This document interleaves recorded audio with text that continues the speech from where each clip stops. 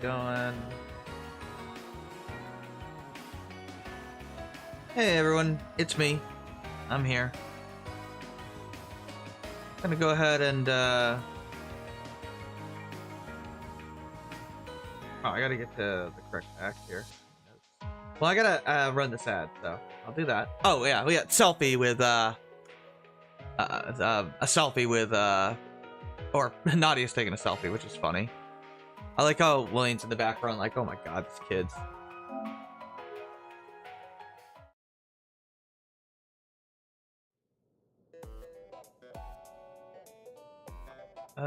Is this correct, actually?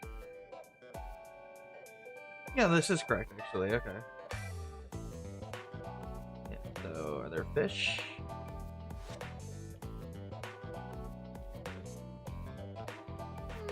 So sleepy.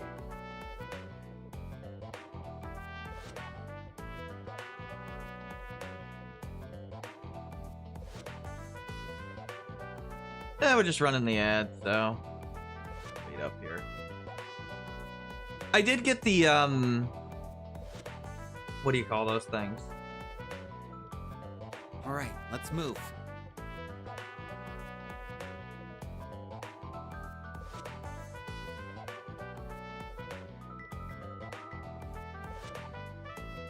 I forget what you call those things.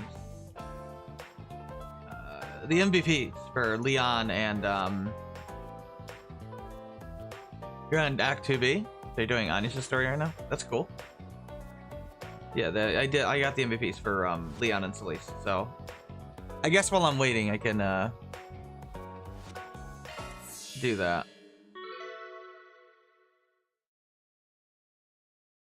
Okay.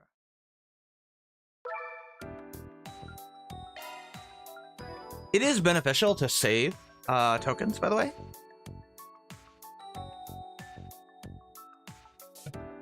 Just because you get, the more you hand in, the more bang you get for 7th. I like to hand in, like, you know, 50,000-ish, at least.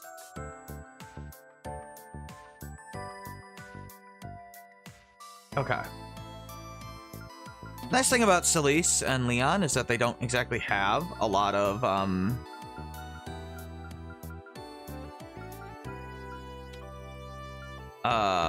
things to put into. This is all the result of Makes it Master's pretty easy for instruction. them to actually obtain. I really like that move, it's the instant death. Oops. Yeah, see, it takes 2 for those.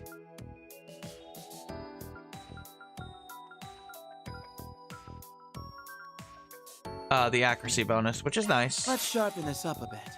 Will this also make it look cuter? Let's see. Oh, Elaine can actually get the accuracy bonus Polish already. this up. So yeah, it's a permanent plus 20% accuracy bonus. Useful.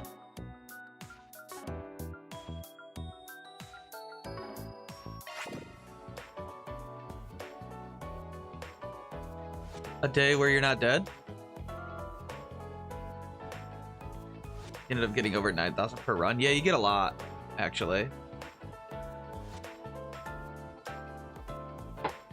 Imagine missing even crits. Yeah, you miss all the damn time in this game. Without accuracy, unfortunately. Unfortunately. Let's listen to the radio. Now for the latest news from our news desk. Hope you're having a good one, listeners. Today's news briefing comes to Make sure us that I straight have from the- the Tyrell Times. I did not have the TV volume off. It's off now, though. Ingert, which came second to Etwas in the latest Z1 exhibition, announced Get it? major vehicle It's like the modifications G1, ahead of the but- finals in a bid to come out on top. With more Z's, I guess. I don't know. All eyes are on their Central Eastern star racer, Aslan, who entered the scene as a promising new rival for the current champion, Maxim Lugan. And now, we bring you the weather. How's it looking for us? Only in Trails can you literally have a weather report. Here are the latest forecasts for regions throughout the Republic. Turns into tears as you learn Breath of Fire Fort criticals can miss. That's funny. Residents in Edith are in for a day of indeterminate weather, with mostly clear skies, broken up by the occasional cloudy period. Snowfall is expected in the northern Messeldom region tomorrow, but the afternoon should see conditions returning to normal. That's all the weather news we have. Here we Get are the with the traffic. latest in traffic. Yes, these are the most recent reports on the road, courtesy of the Calvert Roadway Information Center. Icy road Sure. warnings have been issued for the northern part of the capital due to last night's snow. Caution is advised for drivers in the area. Meanwhile, traffic toward Basel is slowed for 20 Selge due to heavy machinery being transported in via the city's entrance tunnels. Thanks for the update. Very random, but sure. That heavy machinery, I don't think means literally anything. I'm pretty sure it's literally just world building.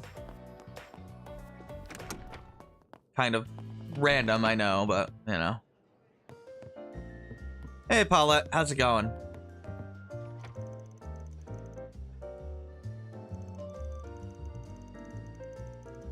Okay, Nadia.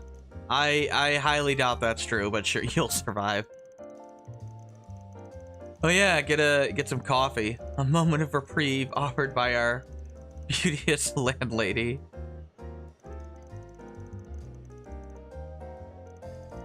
La la la, I can't hear you. Yes, Elaine, they are. I don't know what to tell you. Alright. That's what Elaine or Nadia does. She is a weird girl. A very weird girl. Do you think she really needs our help? What did she say? You don't think she really needs our help, right? Oh, Oh, what would you like? she wants to pass it on to just Elaine. Do your best out there, okay? Got lots of things we can buy. Growing kids need to eat their fill. I mean, I guess. He literally has a granddaughter. Like, I'm not surprised. Like, literally. Probably one of the best kid characters in the series, actually. I never What's use on the menu? this Seeing ya. from Victor. I hardly cook at all, frankly. Bar is so relaxing. Even on Nightmare. Like, I thought on Nightmare I might actually need to, and nah. Not really. I just use the stat bonuses. That's all you need. Although, it certainly does help if you do cook, but you don't have to. Sheena's a carbon copy of her mom back then. That's a little weird, dude, but sure.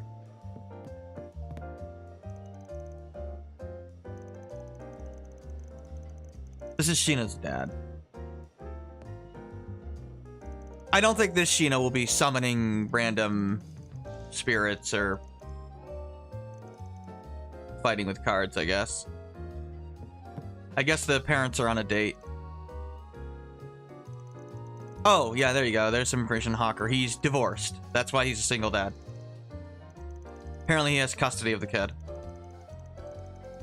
Divorce exists in Trails. Actually, we know that from the last game because Cody's parents almost got divorced.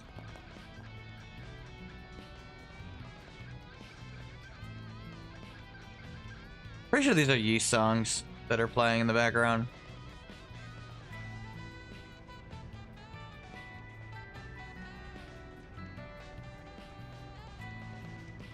I don't know. There's some Falcom songs. Sounds like a Sky song, but I don't think so. Because this world Sheena isn't from Kathiala. That's what it is pronounced, yeah. And now for the latest news. Or have, you know, a bunch of breast jokes about her, apparently. You sure are an odd. That was a thing, right? Like, she was the one that everybody made. Not by Everybody, again. like, all the party members kept commenting on her breasts for some weird reason. She wasn't even that busted. I mean, I've seen bigger. Eastern Star Racer Aslan entered the scene as a promising new rival for the current champion. Just ask Risha. They're half her body.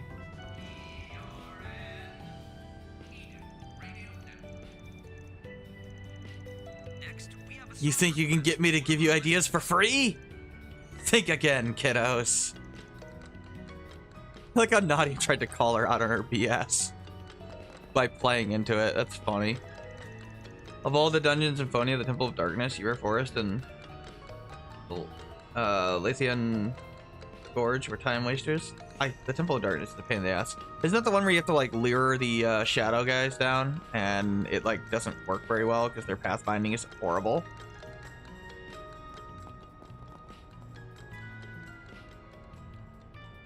That sounds like a Ys 8 song. I mean, Ys 8 is the only Ys game I've played, and it's freaking amazing, so, you know, that's a thing. If you haven't played Ys 8, you should play Ys 8. Lacrimosa of Donna. Mainly because Donna exists in it, and she's probably the best female character Falcom's ever written. Certainly one of them. She's, like, amazing.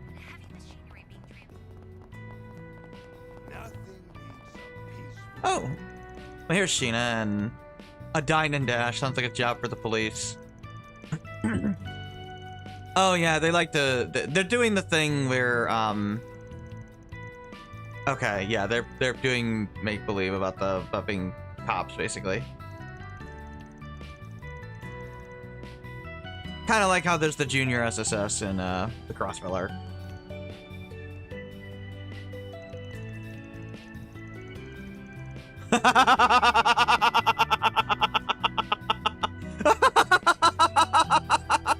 Sheena's reading 3 and 9. It's a little violent for, like, a 12-year-old to read, but sure.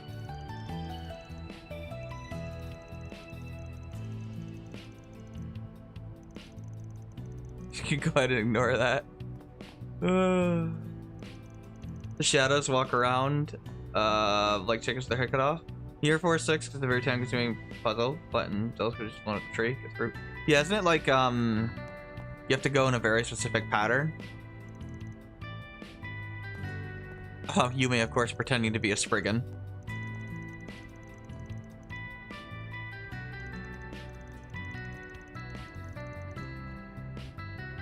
I do wonder what her connection is to, Mare, because... Yume is very, very interesting to me. I mean, going back to the first game here. Like, obviously there was that sequence where she was, like, possessed by Mare. But, I mean, in the way Mare stated it, like, she implied that it had to specifically be Yume she could do that to. Specifically Yume. And then there was also the bonding event where... I think I get it. Rest of Mr. Bear's play. Oh, Nadia's playing with the kids. You know her bears explode, right, Yume? Also, she has deadly needles inside them. But anyway, there was that scene where Yume was playing chess against Van. And we saw the Genesis react in the background. Sleepy.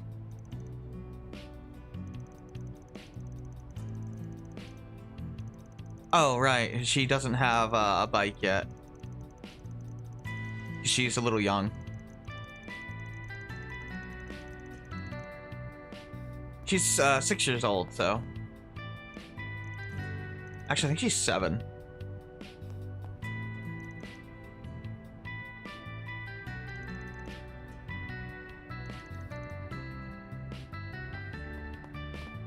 Yeah, she would need one of those, like, kid bikes.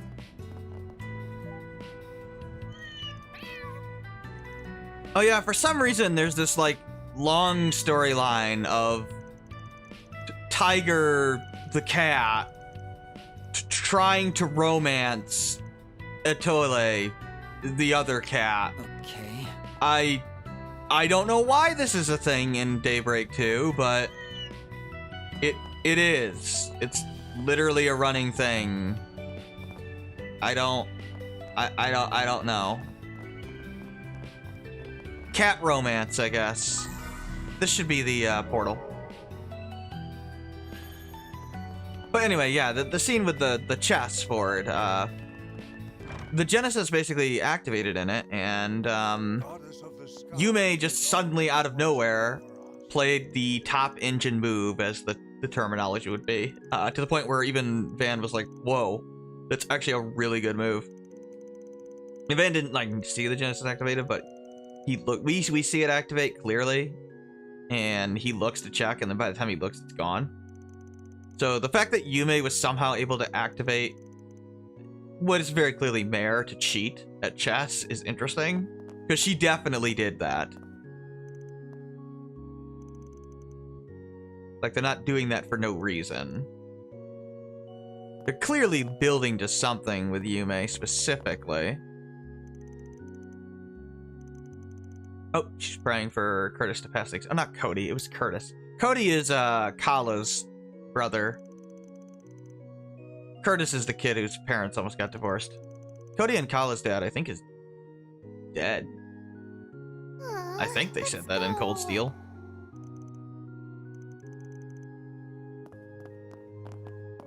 I don't think they've ever mentioned anything about their mother. I don't know.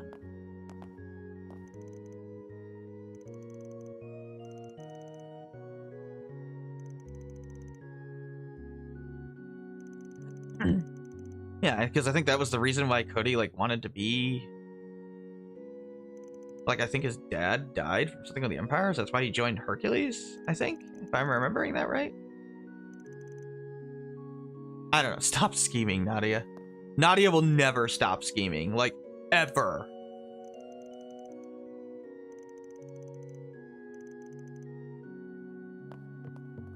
Yeah, Nadia's always looking for a way to get out of work, unfortunately. Well, maybe fortunately, I don't know. I mean, better work smarter, not harder. Yeah, she does. She's constantly trying to get out of everything. I don't think it's because she's, like, actually lazy. I'm pretty sure it's a way to draw attention to herself. It's her coping mechanism.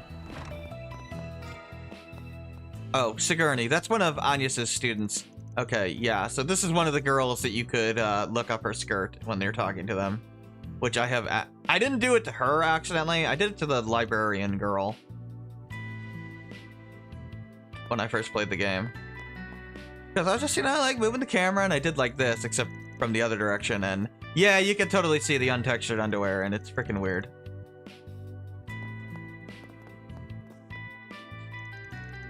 For some reason, the camera, like, changes positions. You can see this. Do you have legs, Anya? Oh, you do have legs. Okay. Actually, that makes sense. I think we see you outside the bathhouse eventually, or something. Look, sometimes they don't give NPCs legs that you should never see, but we do. So we're talking about the... Ah, okay. So the reparations are going away from the Empire, so...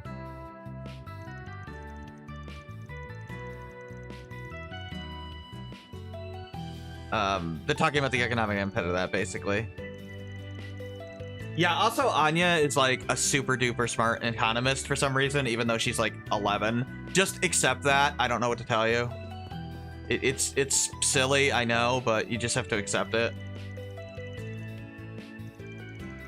I guess it's because Huck is like an economist and he's like always talking to her. And she picked up on it, I guess. Even though I guess she doesn't want to be an economic analyst. I don't know. That's a little weird. We're on a date. No, we are not. Oh, Anya and I had a long talk about romance the other day. Of course you did. We decided that childhood friends to lovers make the best sorts of couples.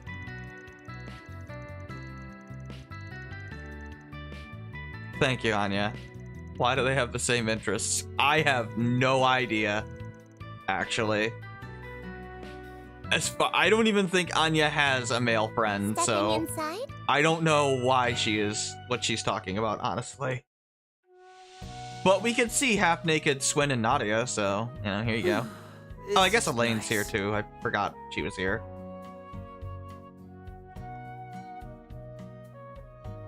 Nadia does look a little older, I guess. A breather was just what I needed. I'm pretty sure she had, like, no chest at all in the prior game. Well, not the prior game, the game before. I feel nice and refreshed. I like her outfit better in this game. Get warmed up enough? I mean, yeah, of course we did. Don't be such a stick in the mud. Look, we'll try not to be a stick in the mud. Are you, like, up above or something?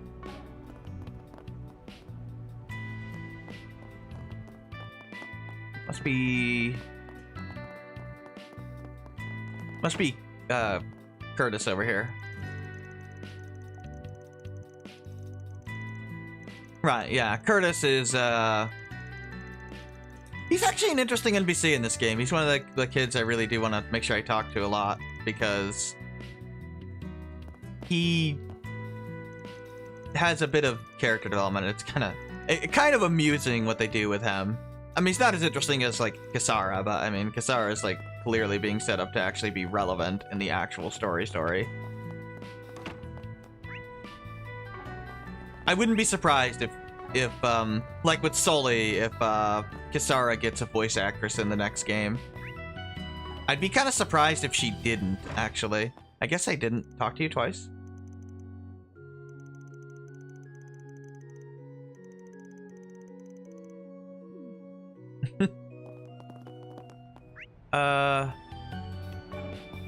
Something kind of odd, even though Van's not here, we still can get connect points, like, with the party. I don't know how that works exactly. Maybe Van just, like, teleports his mind to everybody or something and grows closer to them that way, but yeah, somehow we can. Let's talk to Rebecca here. We have to talk to Eddie's mom, too. I like Rebecca. She's also a really cool NPC. With her whole social anxiety.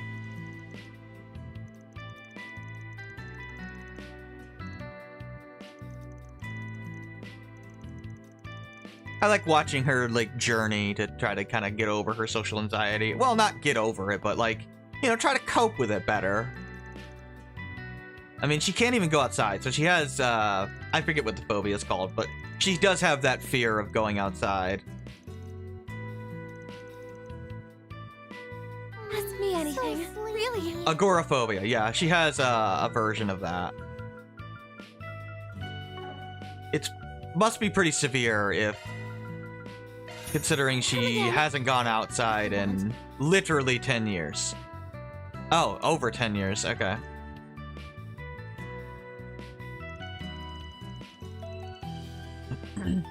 And I think her agoraphobia really stems from just having an awkwardness around talking to people.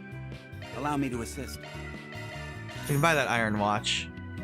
We can create something with it later. There, we'll make one of those. Just have it. We could make the green pendulum. Do I care to make that? It has evasion on it, but I don't even have fairy anyway, so she's the only one I would even consider giving evasion to. Assist. Hope to see you again. Evasion does work in this game. It just doesn't work as well as it did in the prior arc, unfortunately. But it kind of needed to be nerfed. It's just kind of, you know, hard as always. okay in this game. Always free, you know. It works. It just won't, you know, massively counter anything Come anymore. See us again sometime. But fairy can still get a lot of evasion. In fact, you could get her over 100%. You can dodge everything, but just won't counter all the time. Unfortunately. It's not like when you do it to like Claire or Fee and Reverie or something. Mainly Fee, but Fee's like the one everybody uses as an evade tank. Although Claire is also quite good at it. Obviously, Risha and, you know, Kurt and them are all good at it. They just don't counter as much because they're not in range as often. Okay, let's see. We do have the side quest to pick up, which I guess we can pick up while we're here. Would you care Oh, for some flowers? Catherine. If you're wondering where Raymond is, the answer is Crossbell. He left. He moved out on his little music journey. What to do? Catherine would have told you that in the prologue. This is just a monster hunt. Yep, there it is. A new 4S PG. Let's just act like we never saw it.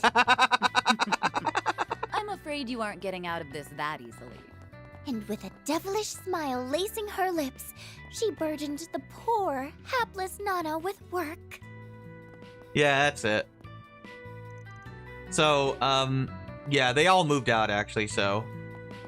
Wonder if the house still looks the same inside. Can you, like, see this? No, not really. I mean, granted, do you want to go into the house where the brother wants to bang his own sister? Because I don't. Well then, shall we? It was a little weird, okay? Sometimes I could relate to Nadia, not surprised. We can't relate to Nadia. Yep, this game gets Nadia with awards, so just so they're gonna nominate and give it to. Yeah, I don't think they should give it to like remasters, like ever. They're literally just the same game. Like unless it's like adding actual new content, like, you know, Xenoblade Definitive Edition or something. And even then, that's debatable. But a straight remaster, no, you should not be, you know, in the Game Awards, I don't think. Yeah, the taxi cab driver, new dingo, if you forgot.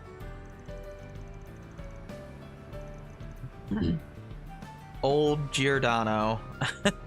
What a name. Oh yeah, this woman.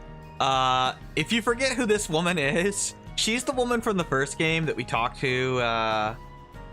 I forget which town she was in. Might have been Tharbad. No, I think it was Basel. And she was like, I'm wasting company money on my business trip. Like, she wants to get promoted just to be able to go on business trips, basically.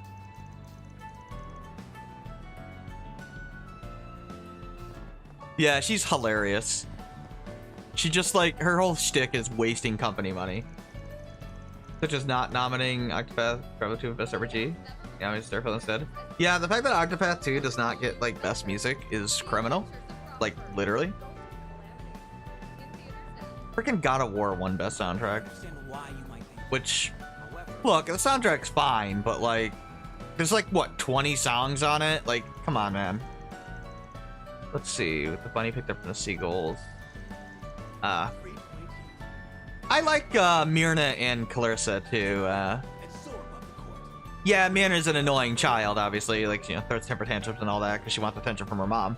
And her mom is like a stay-at-home mom, just, you know, learning how to be a mother. And I don't know, it's wholesome. You know, she's doing her best. It's very grounded.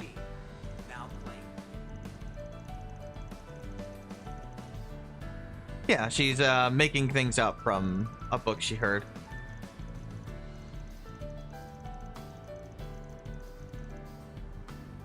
A story of blood-stained Earth, and of how a young band of soldiers managed to survive 100 days. Now playing. Yeah, I guess she's getting better now. Yeah, okay, yeah. So she realizes, like, I wasn't giving her enough attention, that's why she was throwing tantrums, and now that she's actually paying attention to her, you know, she's good. And then, you know, we got the grounded thing of the mother is worried about the little girl going to Sunday school, basically going to school. Like, you know how the parent ends up getting the separation anxiety, which is kind of funny. But it's a real thing. I mean, it happens. It's a good little grounded story. I think that woman over there is for a side quest. Okay, let's see what we got over here. Hi, Liz. I didn't realize you were back. Speaking of Xenoblade X Definitive Edition, I did actually finish the new Chapter 13, and yeah, it was good. It was good. Mia following the fly in here, that's funny. Yeah, like a fly got into the room somehow. I can handle any maintenance. Okay. Mistral, isn't that a girl from Dot Hack? No, she's not a girl, she's a woman, isn't she? She's like a grown woman. I love the joke that Luxor's Nintendo's ugliest villain. That's because he is. Not gonna, you know, spoil anything on Definitive Edition's Chapter 13 because it is very recent. But it's, I think it's good. I enjoyed it for what it is.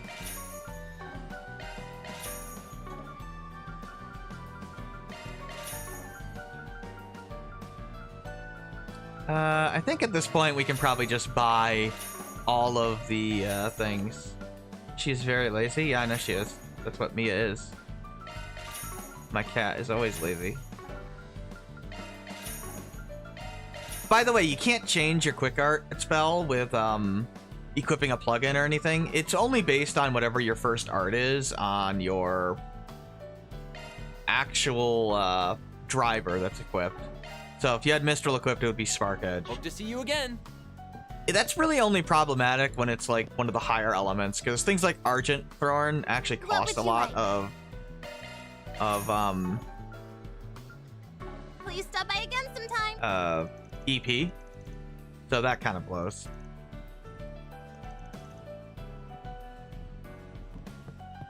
But whatever. I don't know if it costs the full amount. I think it does. Unfortunately, even if you put EP cuts, for some reason, and I don't know if this is intended or a bug, but quick arts completely ignore.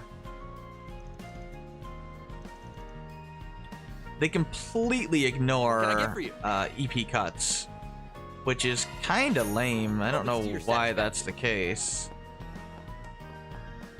Really shouldn't be that way, but it is.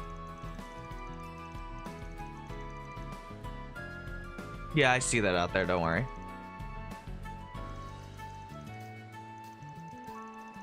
They're talking about Ilhan's future plans here, basically.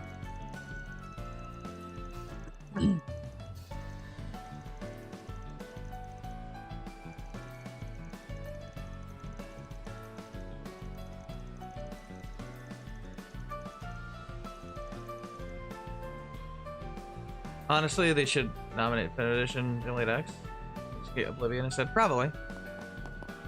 It's an Elder Scrolls game, so even though it's literally identical to Oblivion, like I think it just has like what, quality of life upgrades and a graphical upgrade.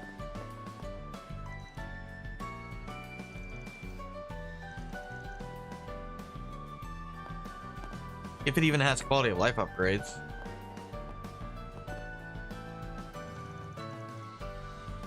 Like Star Ocean 2 R is like a full-blown remake, like full-blown. Like it's a completely different game than the original, other than, you know, the story obviously, but it plays completely differently in a good way. They snubbed it for Starfield. Yeah, it's not surprising.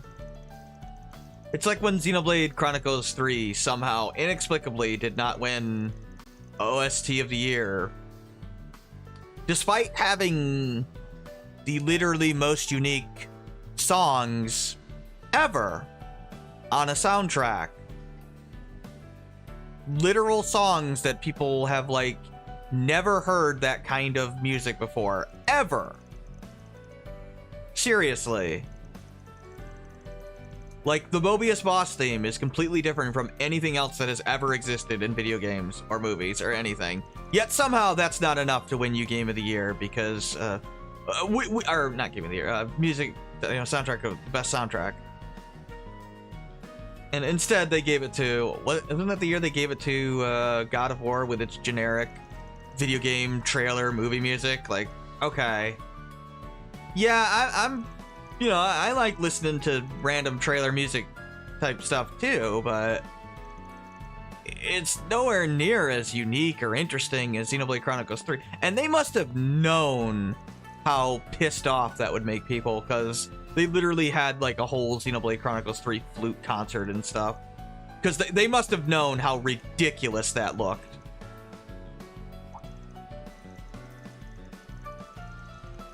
She ate the fly? Well, that's good.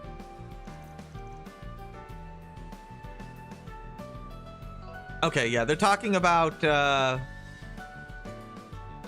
we wound up using it to keep our old coworkers busy during our great escape. Yeah, I'm not surprised Nadia and Swin did that.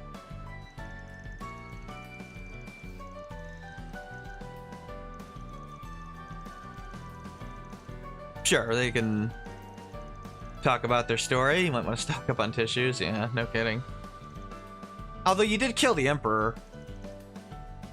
Then you killed Robo Emperor, who... Well, I would say he's stronger than the original, but no, he wasn't. He was just like at a different fighting style or something. It's only the Rufus one that was stronger, inexplicably. I have no idea why that weird Rufus doppelganger was like way more powerful than the original. Like, significantly, with no real discernible explanation. It's just like, oh, here, he's like one of the strongest characters in the series for some weird reason. Go into a hyperbolic time chamber to beat him. Like, okay. It's kind of weird. I don't know. Treasures as the curtain unfolds. I mean, I like new adventure. Robo Rufus. It's just kind of weird. Please, I need your help. Last year, Nintendo got no awards. All of them went to Sony. I mean, I barely follow it anyway. It pretty much always goes to like AAA titles, so I don't particularly care. You make it sound like we're mercenaries. Oh, God. Yeah, that was weird. Like how strong Lloyd and Co. should be by the time we get to Reverie, and they're like getting their ass kicked to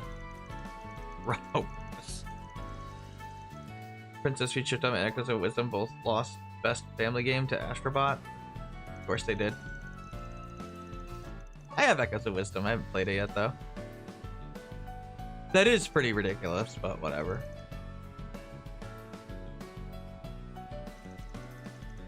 These kids. Well, the only way to help is to have Swin not be dense anymore about Nadia. Nadia really wanting him. Hey, Swin, at least you only have one girl wanting you. It could be worse. You could be Reen, where just your mere presence causes everyone with breasts to just... They have to jump his bones. I mean, it's just like a thing. Even if you're in an anime that's completely unrelated to Cold Steel, it just, you know... Or tangentially related, I guess. You just have to want to bang Rain for some stupid reason. I keep waiting for the reveal that it's some secret special power Rain has. That, like, mind controls women.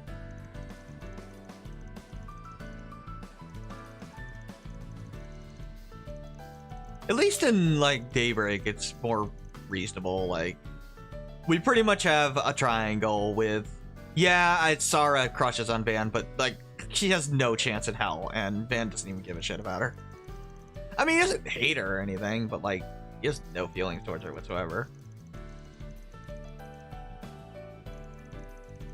I mean, he literally knows Elaine has feelings for him. He clearly shares them, just doesn't want to reciprocate them.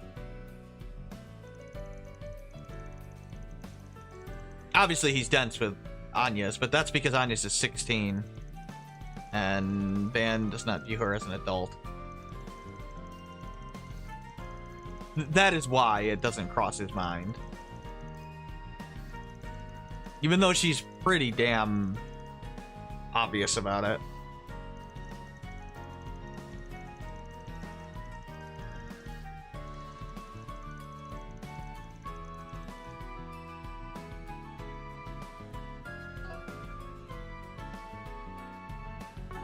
Yeah, okay, so they're talking about what we're investigating, basically. The orbal network, problems, basically. Basically, the same thing that happened in Basel is happening here.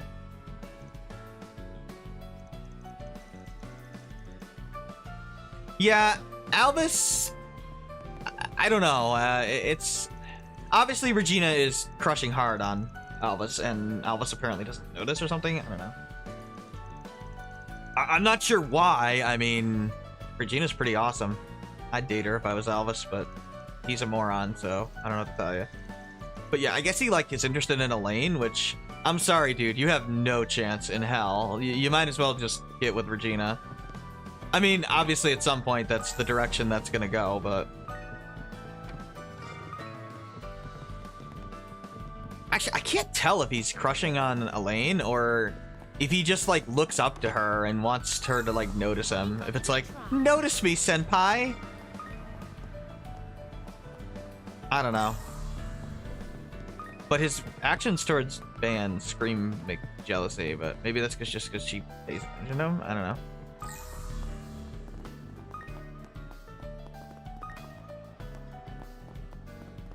Elaine did kind of get over the whole "you left me" thing kind of quickly, huh? Yeah. Yeah.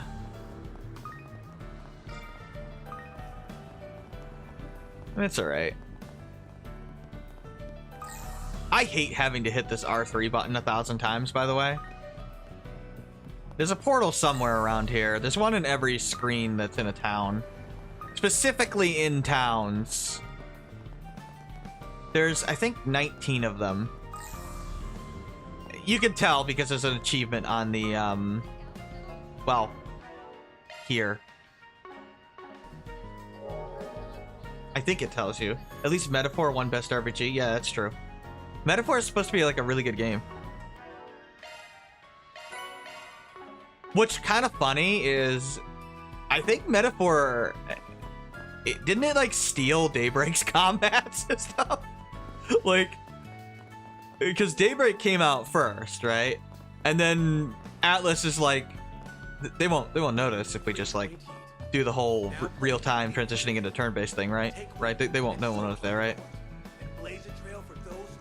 I mean, hey, I mean, you might as well rip off a good idea, I guess. I'm actually surprised how well it actually works. Because, I mean, logically speaking, it shouldn't work. Oh yeah, they're talking about their T-phones, and they have no clue, or this girl has no idea how to use a T-phone because they're basically brand new. I'm stuck borrowing my dad's laptop every day. Okay. Just to upload pics with the T-phone. Yeah, like social media stuff, basically. Which is going to play a bigger role in the future, clearly.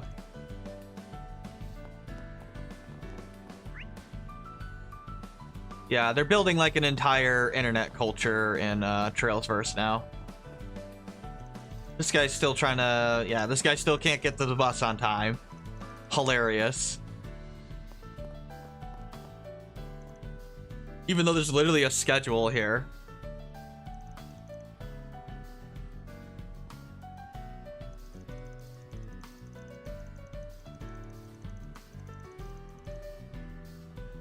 Yeah, that's kind of weird. For some reason, a lot of people don't remember the Pandemonium stuff. Oh, actually, that makes sense. A lot of people were frozen. Right. So they have no recollection of the events whatsoever. So the people that weren't frozen probably all sound insane to them.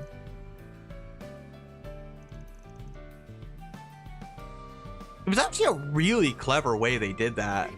The only people that were unfrozen were NPCs with names that you could talk to. So anyone that Van never talked to or interacted with wasn't frozen, which is cool. So all these other people that, you know, you can't talk to because Van never interacts with, they were frozen. Oh, apparently Ethan's here, except he has brown eyes instead of green eyes. Yeah, they recycle models a lot. Which is why Kisara seems like she's really important, because she has an entirely unique model.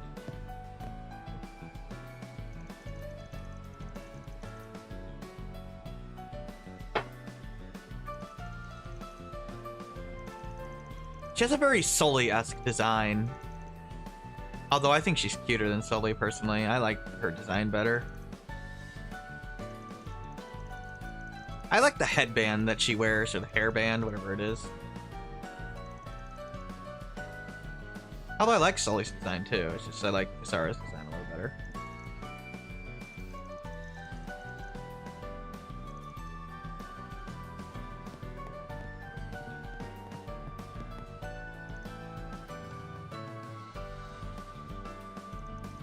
I guess there were a lot more like unique sprites in the old games, huh? Before they went into 3D models.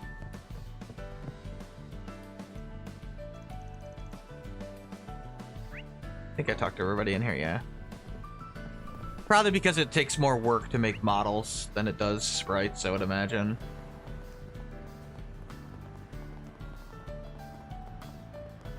But conversely, it does make it easier to point out who you think is going to be important as an NPC. Like I really do think Kisara is going to transition by the time we get to Kai or Horizon Thank you for visiting the Weston Department into a Store. more important character.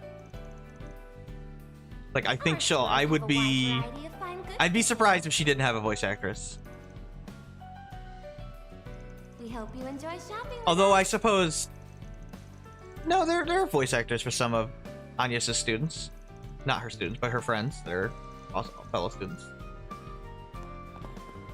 But I think Kisara in particular will be important, just because of the nature of her being introduced in a side quest. I don't know. She screams Sully to me, which is fine because I like Sully.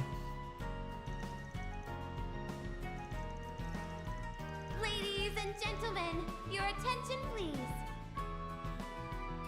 Well, apparently they found replacements for Cray. Fresh vegetables and ingredients that are Because directly sourced from farmers. Cray got Look no further than nuked. Golden Groceries. Let me know if you need anything at all.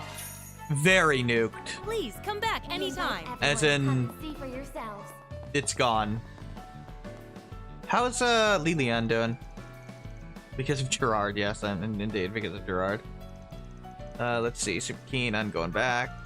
Okay, or not super keen. Yeah, Lilian is from Longport. If you forget who his sister is, it's the bracer that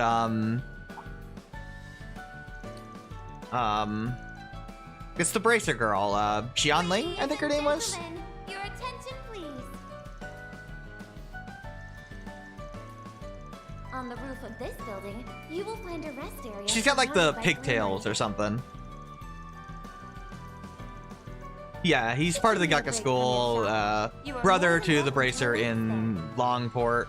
Aw, let's go. We did a side quest for her in the What can I first get for you game. today?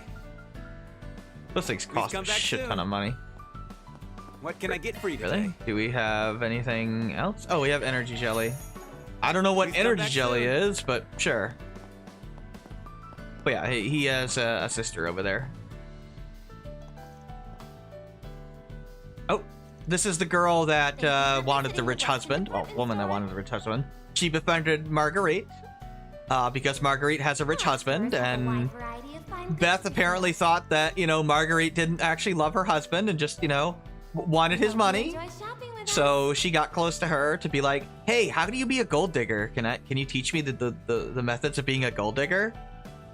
To which Margaret's response was, "You know I love my husband, right? You do? Holy shit! I thought you were waiting for him to die so you could get his money or something." Like, no, not exactly. And Melchior, yeah, Melchior is evil. Welcome. Thank you for coming. He might be the most evil character in the series. Okay, oh, the crocodile wallet.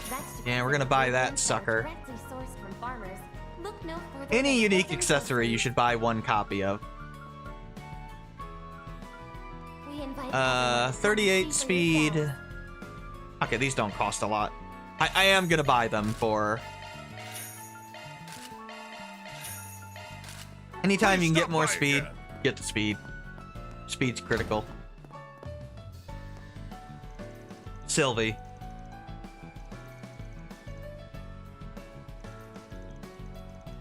I like how they acknowledge the fact that that Nadia has like a unique weapon.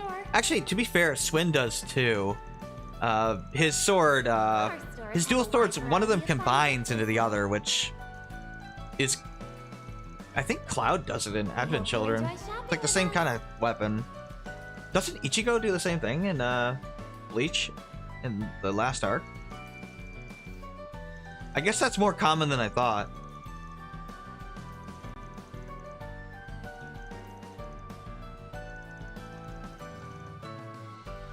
I carry But, nothing yeah. but the finest. But yeah, we're gonna go ahead and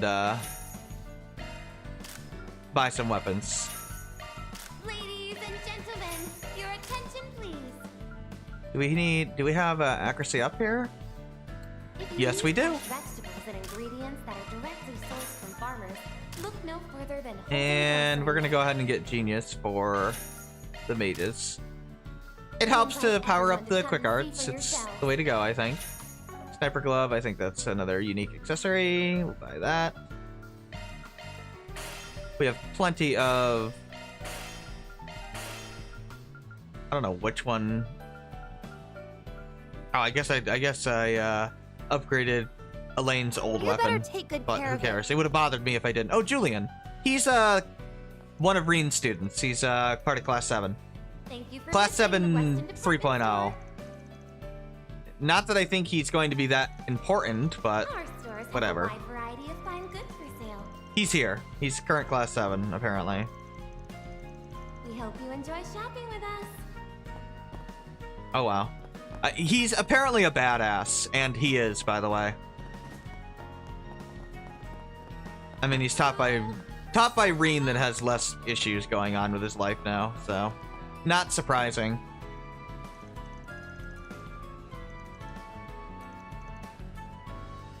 What would you like? I would like that. Please stop by again sometime. We have the Tokyo Xanadu girls. This is, I'm not kidding. Like, if you have played Tokyo Xanadu, this is 100% the Tokyo Xanadu idol outfits of Spica. They are either reusing them or it's a reference to them.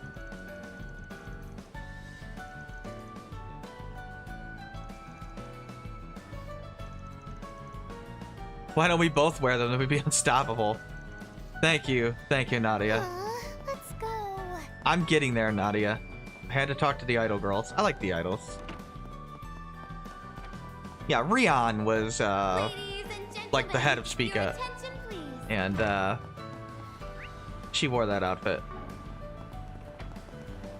Did I miss a This shop? building, you will find a rest area I surrounded guess I by must have missed a greenery. shop. Because it was still red. Oh no, it's a Should you vending enjoy machine I the missed. shopping, you are more than welcome to relax there. Nice that it actually shows you the vending machines that have new. In the first game, it was such a pain in the ass to keep track of. Oh, I did not mean to run into that girl's backside there. Like, you had to manually keep track of all that stuff, and it was annoying. But luckily, that's not the case now. I don't think there's fish here. Let's go make our way towards... Oh yeah, the paper is the same, by the way.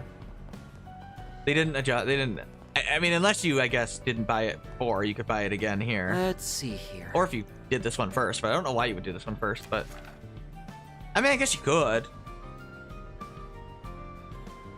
Oh, I guess Eddie went missing. That's a good side quest, too. I mean, everything is a good side quest. Oh, it's a guy, not a girl. I'm thinking of a different side quest. Probably from the first game. That's the Eddie side quest that we just picked up. I think if I had talked to him, it would have asked me to start the side quest without having to pick up the side quest. Sometimes they do, sometimes they don't. It just depends. There's no real rhyme or reason to it. Let's see. Which movie are we watching? Seek out never-before-seen treasures as the curtain unfolds on an all-new adventure.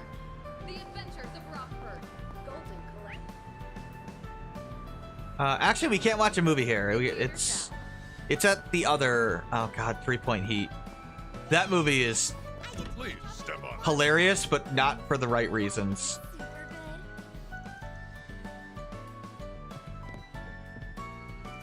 Lucia is the waitress that has a little brother who apparently doesn't do anything. Or doesn't know what he's doing in his life or something. And she's always worried about him.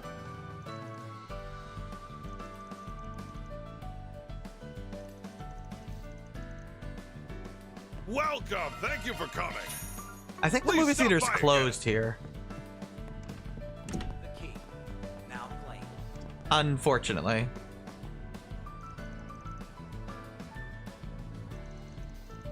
But we will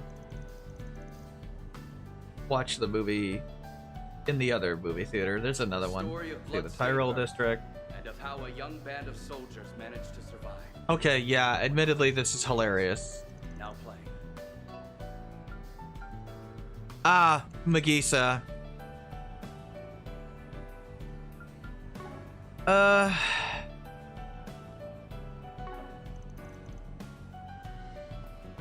You might recognize her. We'll discuss her later. There is a chest there, but we can't get to it, so don't worry about it. I've already confirmed that on our end, though.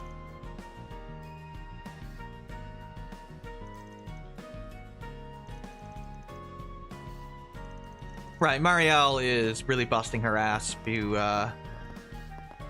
well, to make Dingo proud, basically, which is cool. As much as Dingo's death sucks, as far as, you know, making it was a really emotional moment, but plot-wise, it does allow for Marielle to get character development, and functionally speaking, he serves the plot better dead than alive. Same thing as like with Ida last game. I mean, yeah, I don't like when characters are just randomly killed off, but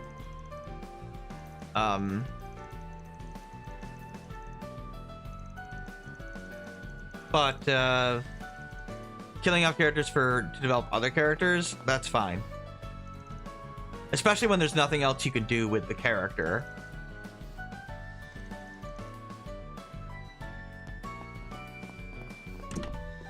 Which is the case with Ida. Like, her surviving, I mean, what is she gonna do in the plot? Basically nothing. Oh, hey, Marielle. I forgot she was in here.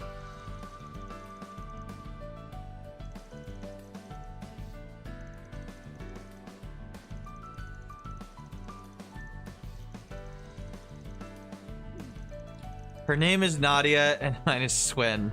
She's messing with you. Yeah, Nadia always trying to be the center of attention.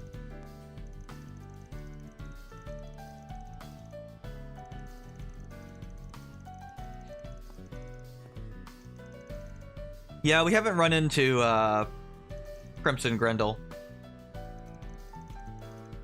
Yeah, Zolga, whatever you want to call him. A big roar man beast thing. I don't know. I mean, his character basically boils down to roar, angry, which is fine. I mean, he's, you know, just a generic monster, but scary as hell. I mean, he's intimidating. At least he actually, you know, tries to kill the party, unlike What's on the menu? Cold Steel villains.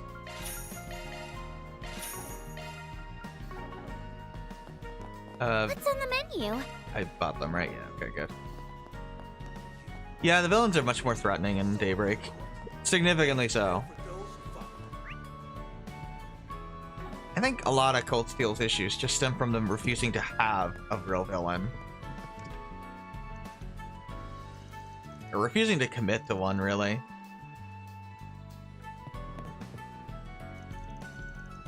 I like the traditional Eastern garb these people wear.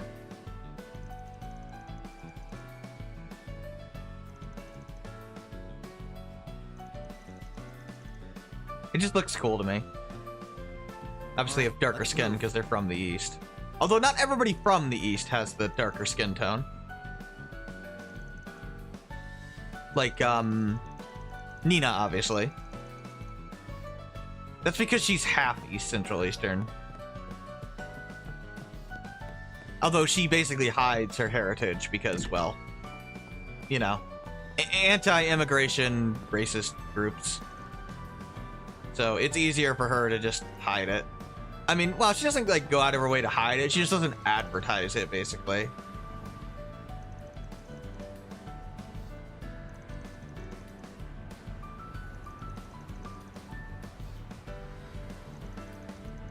Which she does intentionally.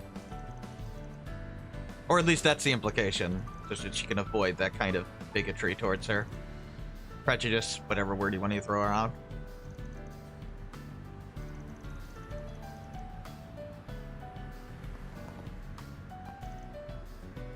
I mean, how do you think Heiue formed? I mean, part of why Heiue formed in the first place is because of the discrimination that, you know, immigrants face. So, literally, a mafia group came out because of that. I mean, the reason why Longport has basically no discrimination is because Heiue will kill you if you decide to be a racist there. It's why the anti-immigrant groups basically have no presence there, because they will literally be killed by Heiue, like literally.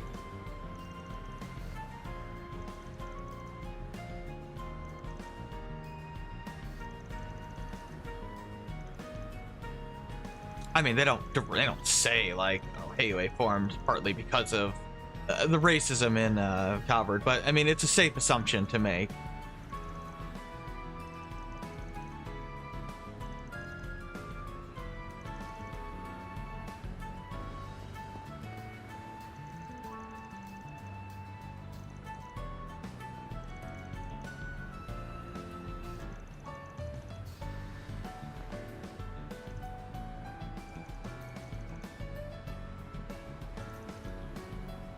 Oh yeah, this girl here is weird.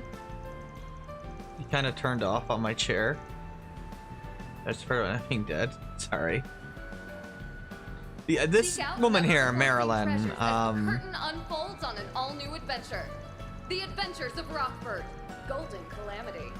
In theaters now. Oh, she's not. Whatever. She's weird. I can't get a sense of her. I think she's like a yandere. Now playing at a theater near That's not Berlizia. It's just literally a doppelganger of her. I wish Berlizia had her own unique model, but whatever. Reparations of the Empire have ended, right? Yeah, this is kind of why we're getting like a tease of, oh yeah, this is the librarian girl that I accidentally looked up her skirt the first time. That's when I discovered you could, you know, do that when you talk to people. She's Central Eastern, if you can't tell. Obviously, she has darker skin. Basically, anybody with this tannish, darker tan skin tone is Central Eastern or Far Eastern. There are no accents. Master Uruguay.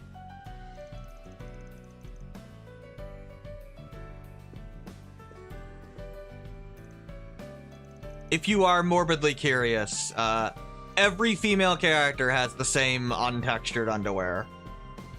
If you, for some reason, are morbidly curious about that, they all have a white, untextured underwear. It's kind of weird. You're clearly not intended to see it. Oh, please take as much Or time very as you need. poorly textured. Yeah, let's buy that. Mainly because it has speed on it, and whoever has low speed should probably get it. Actually, I think you're gonna get it because speed is more important for you because of your mechanic. Where the heck did it go? Did I not buy it? Oh no, there it is. Proverbs of the Warrior. Yeah, the reason speed's important for Swin is because of his crit mechanic.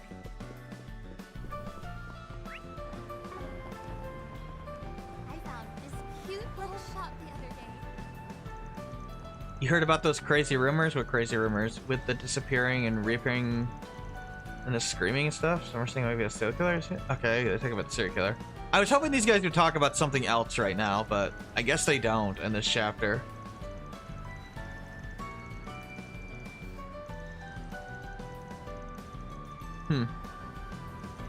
Oh well.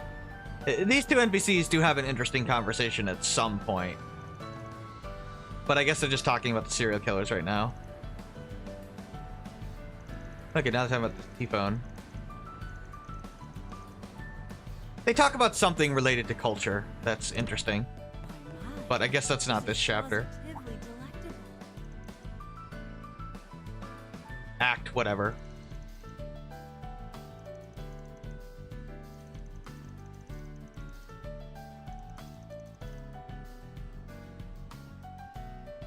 I guess she kind of has darker skin, yeah.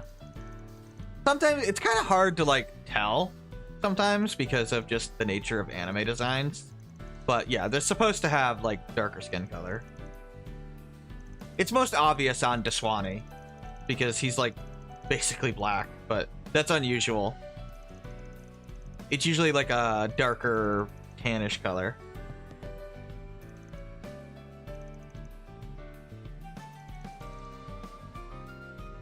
And which makes sense because it's a desert in the east, so of course they have darker skin color if they're immigrating from there, or their culture grew up there. You know, it's kind of a natural thing that your heritage would be darker in skin color, just based on the environment.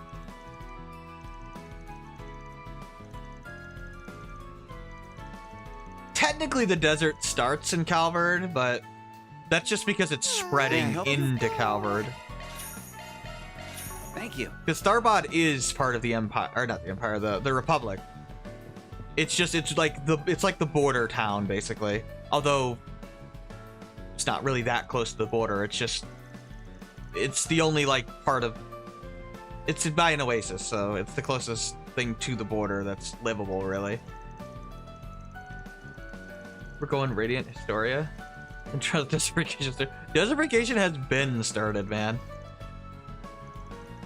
That's what Yoon Kapai is doing right now. He's busy researching that right now. Probably with his bullshit eye power or whatever. Eastern cuisine is delicious.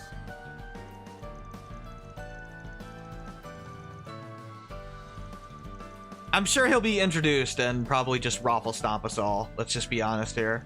He's probably the strongest character in the series, just based on how much buildup he's gotten. I mean, usually we're lucky if we get like Shizuna with like a little bit of a tease at the end of Reverie. A lot of times we don't even get that. Although Arianrod had a good amount of buildup before we fought her in Crossbell. And obviously Luve had a lot of buildup too. But those two are easily the best.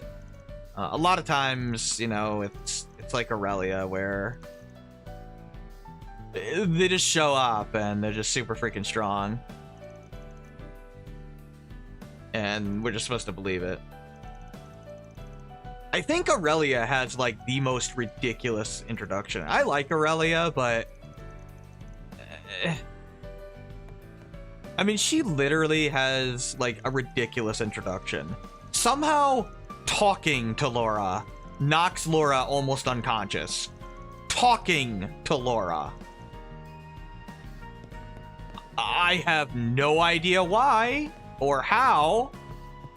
And yet somehow there's supposed to be people stronger than Aurelia, yet apparently just her voice can nearly kill you. Which is ridiculous. Yeah, I don't know. They must have realized that was really stupid because they've never done that since. Oh, Shino's here. Be careful not to get Phil Gaia. Oh yeah, Phil Gaia. Wild Arms 3 there. I like Shino.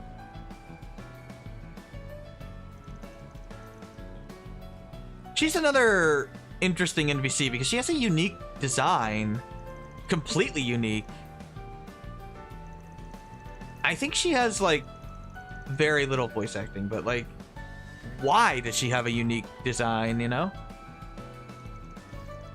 I'm not sure why. Deadly yapping. I mean, I know it's because she's like intimidated by her is what they're going for, but it's really weird. Like, Laura is intimidated? Really? Laura? Like, the strongest party member, lore-wise, in Cold Steel?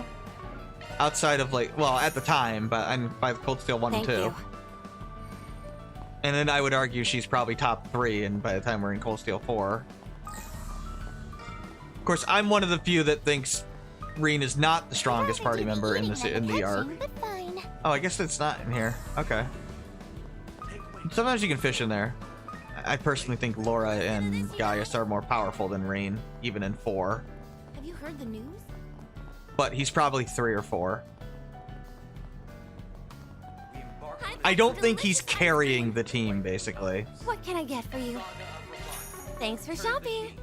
I tend to be of the belief that Reen is overestimated by a lot of fans. Like, I don't think he's significantly stronger than like Estelle, for example. Considering Estelle is one-shotting robots in Cold Steel 4 like it's nothing. And she's older than Reen, so logically speaking to me, she's at least as strong or close to. Machias is strong, the double barrel's no joke. I mean, obviously everybody is strong in their own right. I don't think there's a significant difference basically between the main characters of any arc, frankly. They're all about the same power-wise. For some reason, Reen fans like to insist he's like the strongest main character ever, and considering the number of times he gets his ass kicked, I find that difficult to believe. I mean, the guy is barely able to handle an injured Arios. A severely injured Arios, by the way, who's probably the weakest Divine Blade other than Reen. And Arios is probably twice as strong as Reen. Just look at Naruto. But whatever. Not that Reed is weak or anything, he is very strong. Let's see, the blonde one feels so familiar though. Oh, he's checking out Nadia and Elaine.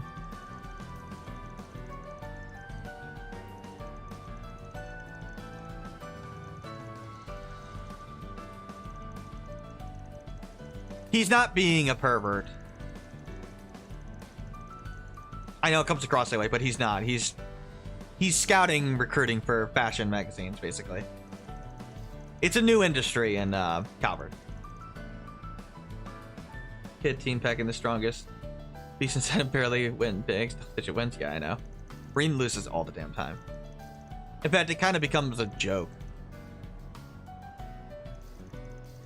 It got eye-rollingly dumb in Cold Steel 2. In particular, which is the worst of it.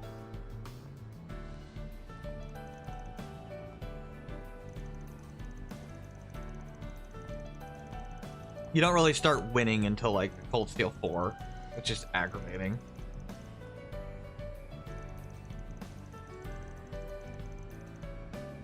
I know you have like the win against Aryan Rod, but like in 3, but that's not really a win. she like holds back to like Leanne level basically. Some stupid explanation. The Adventures of Rockford, Golden Calamity, in theaters now.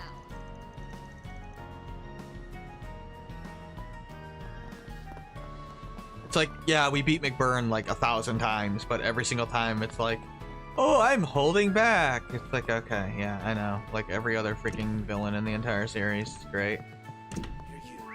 Yeah, they kind of overused that, like, way too much in the series. It gets kind of, like, stupid. It doesn't help that characters like Gilbert exist who use that as an excuse for, like, I didn't lose. You lost, yeah. And then, you know, we have characters that are supposed to seriously be using it and we're supposed to take it seriously. Yet they use it like 10 times, so eventually it's just like, yeah, sure, I'm sure you just... You totally were beating us. Yeah, absolutely. Totally. I'm sure. A story of blood-stained Earth. I don't know. It's a silly trope in the series that they don't seem to do as often here, which is good. I mean, they did it in Sky as well.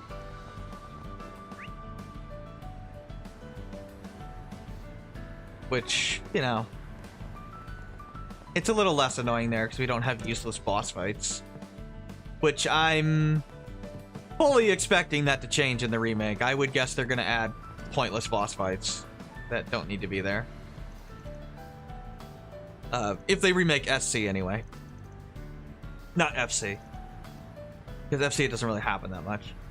But SC we have all those times when we just get our asses kicked. But it's just a cutscene. Which is fine. Like, I would much prefer that than wasting my time with a scripted boss fight. I mean, once or twice, whatever. But yeah, any more than that, and it just gets like silly to me. Sure. No, let's skip that for now. We'll go here, I guess. Okay, ready to go?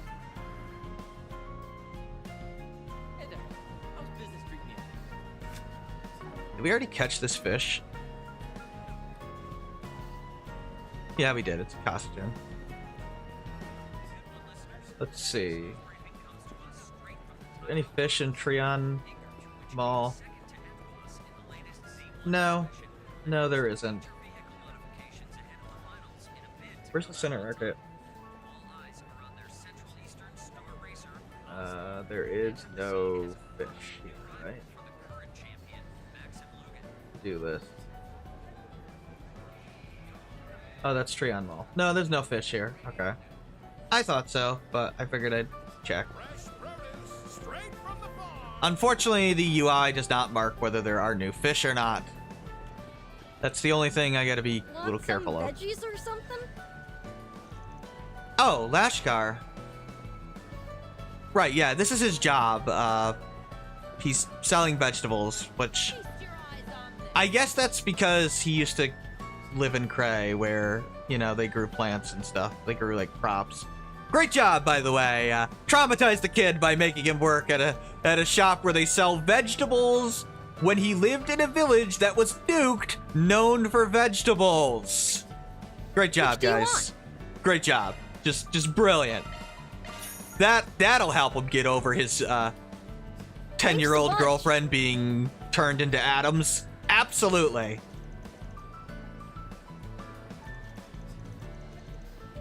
You okay, Lashkar? Are you okay? Who made it out alive? Are you okay, Lashkar?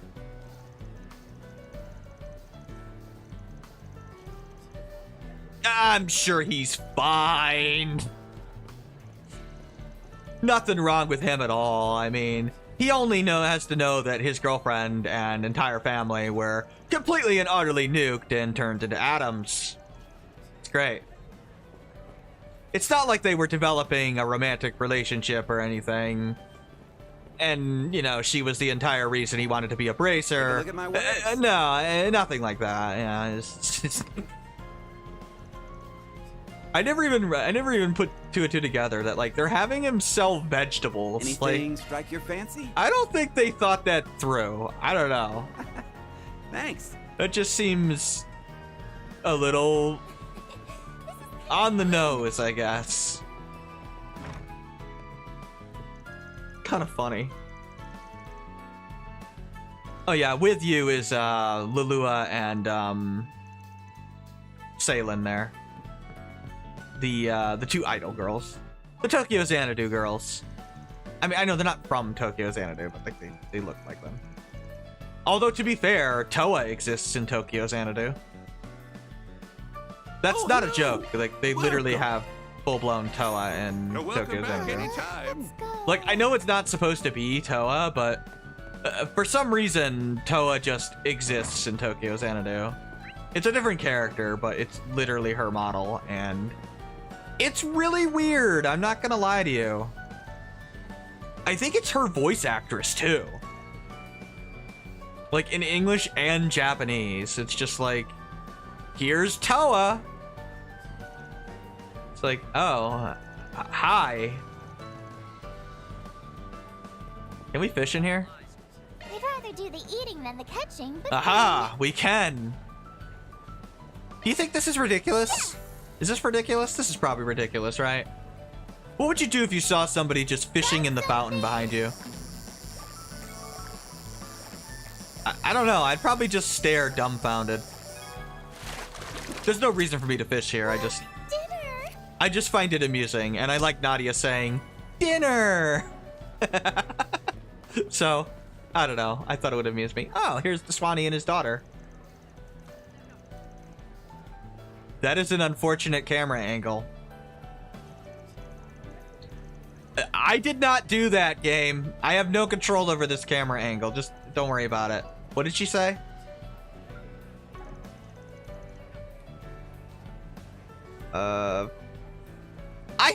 I have no control over it.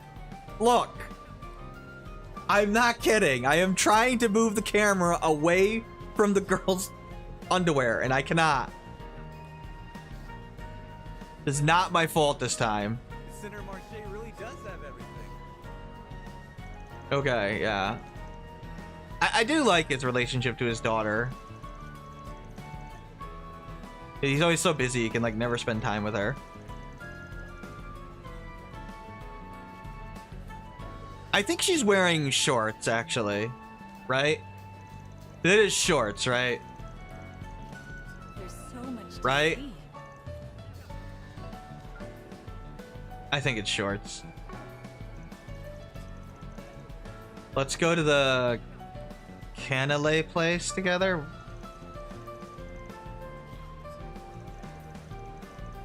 Oh, Canelli's. Okay, yeah. I was like, what is she talking about? She's talking like a kid, basically. Okay, good. It was shorts. Okay. Okay. That's better. It just, the angle makes it look like her underwear, and it's not. That makes a lot more sense.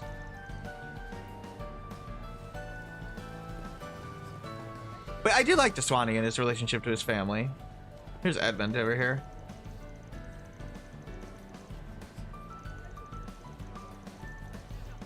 One of the students from RMS Academy.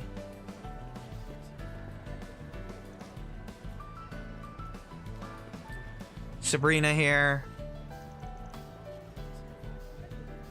What can I get for you? That is a weird menu. A blue soda, a tuna sandwich, or a juicy Thanks fruit for shopping. sandwich. That is amazing. Because of how just random that is. Oh, here's the little girl that loves fish and sells them. I don't know why, but I just like this little girl. Mainly because she's like, has a one-track mind on fish, and she amuses me. And she's perky as hell. They're as fresh can be. Woo-hoo! Thank you.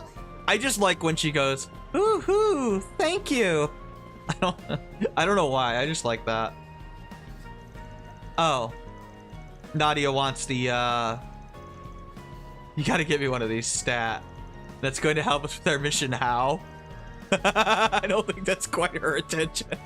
Why do I even bother with them? I don't know, Nadia. Better not be window shopping. Like, can you Alright, let's buy one of What? those. Done already? Better Yes. not be window. What? Done. I bought something from you. It's fine. Do I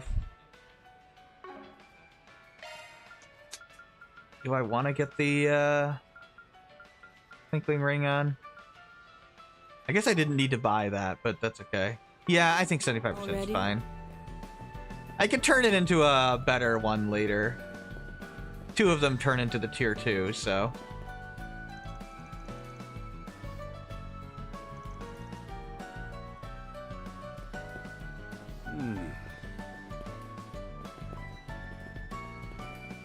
Oh, here's Chell and Kane. Or is it Shell? I don't know how you pronounce that name. They also have a bit of a friendship going on. Trails likes their little kid relationships going on here. All right, let's move. That might sound a little weird out of context. I mean, two kids, like, having a friendship that may or may not develop into, like, a little What I romance. have on offer. Like, you know, the Annie Lashkar thing, I mean. Or the Charlotte, God, I forget her boyfriend's name, but the commoner kid that she liked. And her dad eventually accepted. Oh, okay, they have kids. Those are their kids. Okay. Let me know if you need anything at all. Oh, they're like a big happy family Please, together. come back anytime. Cool. Yeah, I really like that. Oh, that looks like something here. This girl's got good tastes and hobbies. She must be one of those true crime fanatics. This one looks especially Garissa. The Criminal Compendium. What's wrong with you?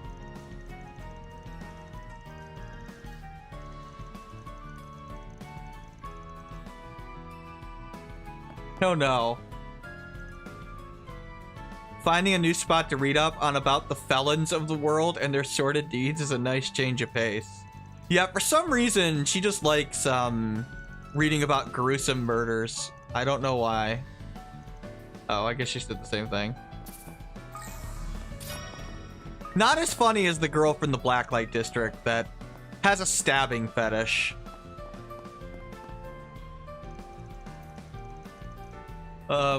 What's her name? What the? Not to sound full of myself, but it just gives me a real girl boss vibe, you know? The drinking coffee. What the hell? Some of the NPCs say really goofy shit. I love drinking coffee, looking over the market. It gives me girl boss vibes. Okay. I'm sure it does. What the hell?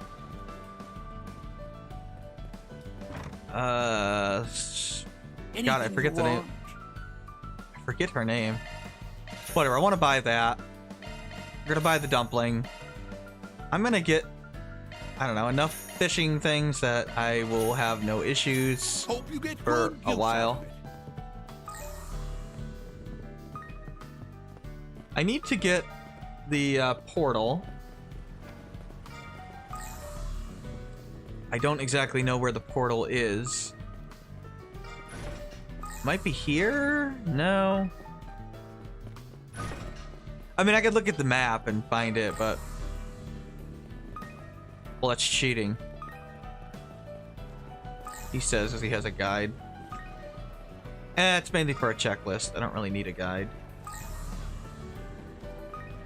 The UI is helpful enough in this game. Which is nice, actually.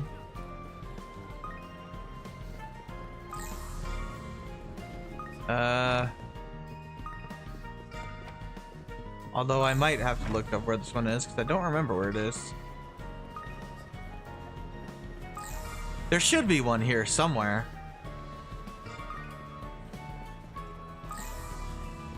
You know, I think it might be upstairs in that area. I'm vaguely recalling it being there. I'm pretty sure. Let's see if I'm correct.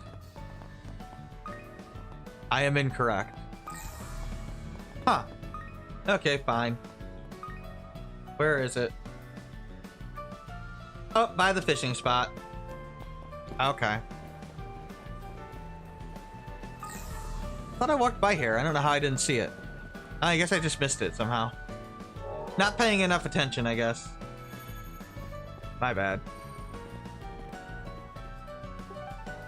Let's see, did that do it? Oh no, we gotta talk to the coffee people. The occasional cloudy period. Right. Oh yeah, we gotta go to Treon Tower as well. But that's where we have to go for the story. Oh, it's Gray. Yeah, he's the bracer that has the thing that's weird about him with like Almada that we still don't know about yet.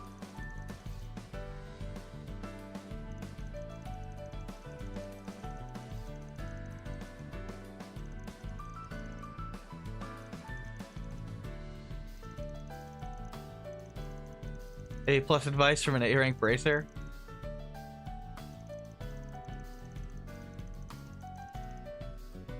Yeah, Gray's cool.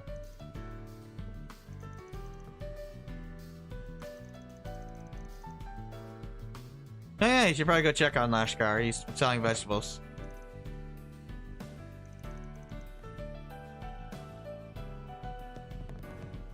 Are you still arguing over the coffee?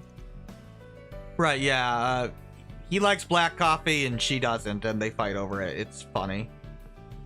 I don't know why. I mean, it just is funny to me.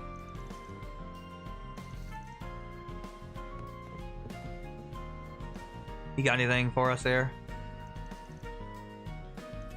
Okay, they have a relationship with the Victor, huh? And Montmartre? Cool. Okay, I think that's everybody here. Yeah, it is. Good. Let's go to Trion Tower. Okay, ready to go?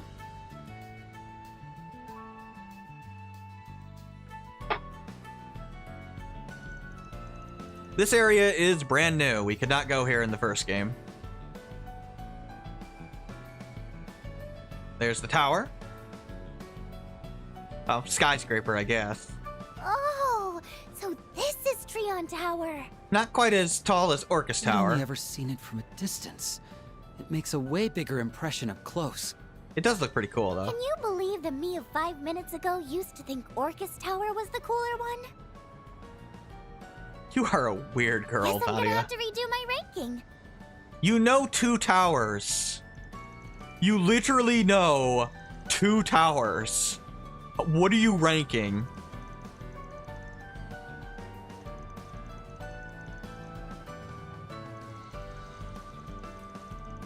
Oh, I guess Trion Tower is more general infrastructure. Sure, whatever. Yeah, it has like a relay transmitter, basically.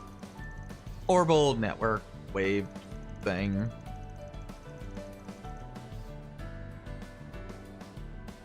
Yeah, it manages all of Edith's network comms. Which is odd. Because Trion Tower was made by Professor Epstein, who disappeared like 50 years ago. How did you design a tower to do the internet 50 years before the internet exists?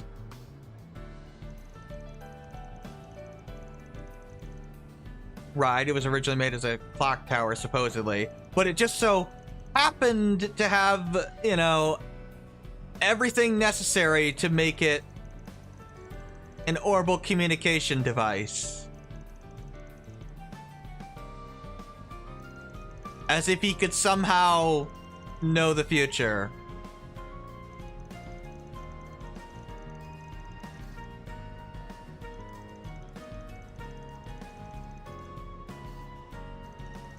You can stew on that how you like. There is clearly something very strange about Epstein.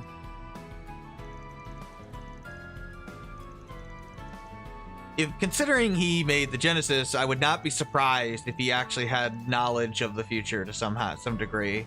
Of course, there's also that theory that he's a fire dude that exists. I hope to God that's not the direction they go. But I know there's that theory around. I really don't want that to be the case. But I also wouldn't be surprised if it was. That would make him even weirder a character to me because, like, you're almost... I'm sorry. Just the fact that she suddenly stopped her foot and turned the moment Swin said, "You're nothing like Van said you would be," to which immediately got Elaine's attention, like, oh, and how exactly did he describe me, huh? Good job, Swin. Of course, Nadia just immediately spills it. Scary, demanding. Would you go tell her all that? Because I'm an ally to scorned beauties all over the world. Since when? That's enlightening. I'm sure it is, yeah. He could do so himself. In person. And there's the smile. Yeah, I mean... Oh god, Amazing's heart is like a maze of landmines. They start taking notes. But yeah, like... Epstein, I mean, as far as we know, he's just a scientist. Welcome. Like, why would he be super powerful? I don't know. Like, that would be weird. Like, at least if the human side of Demon Boy was like an actual warrior, I would have less of a problem with it. But if he turns out he's like Epstein or something and he's just like a book nerd, yeah, I'm gonna have an even larger issue with him being that strong.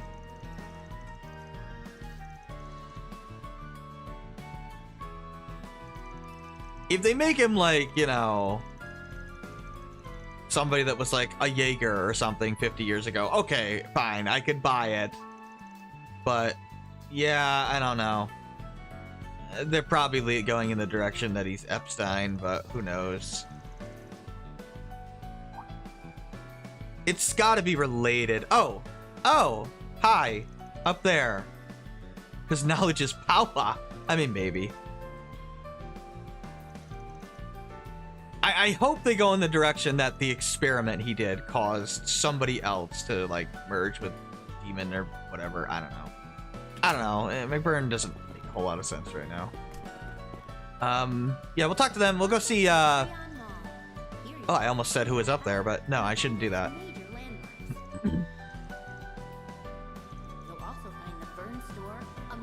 Are those security robots? They don't look like the ones I'm used to seeing. Those Security are robots? Robovacs. Oh. As I recall, they're newly manufactured by the Vern Company. I hear they're testing them out here at Trion Mall. This should be a household staple. So I can make these things do all the cleaning for me. these things are weird because they are literally the things from Crossbell. I don't know why the Vern Company has them now. Remember, those things were constantly attacking us in Crossbell, so yay. Oh yeah, there's payment plans now for things. Here's Kana, she works here. This is her job. She sells phones.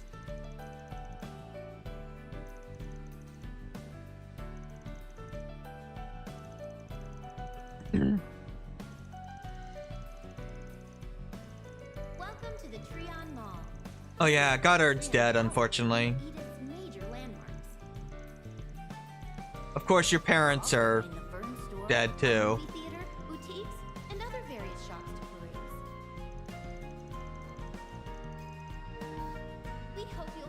Well, that's not good. What'll you have?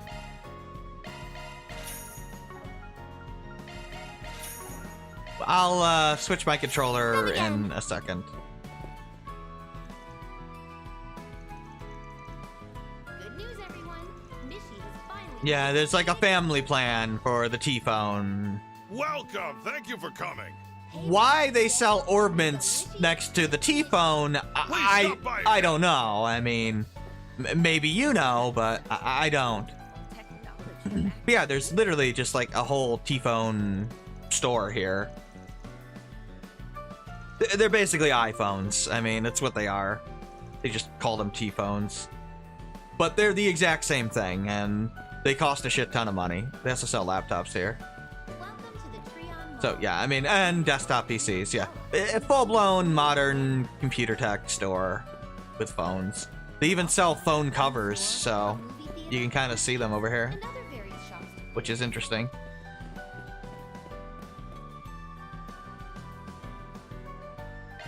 We'll go to the second floor. We'll go see who's over here. It's a nice little treat. Thank you again for putting this detailed analysis together. I'll make sure to pass it along to Professor Schmidt. I mean, we could forget that Schmidt existed. That would be nice. He's kind of an asshole. And thank you too, Your Highness. We greatly value your input as one of our sponsors. You're quite welcome. Please give the professor my regards. I have a You feeling might my recognize father and that brother voice. will be just as pleased with the results. It is her! Didn't expect to run into you here. Oh, hey, how's it going? Swin, Admittedly, Nadia, it's been too long. she's still small. Miss Herschel, Professor Hamilton. Yep. A pleasure to see you again. It is Toa.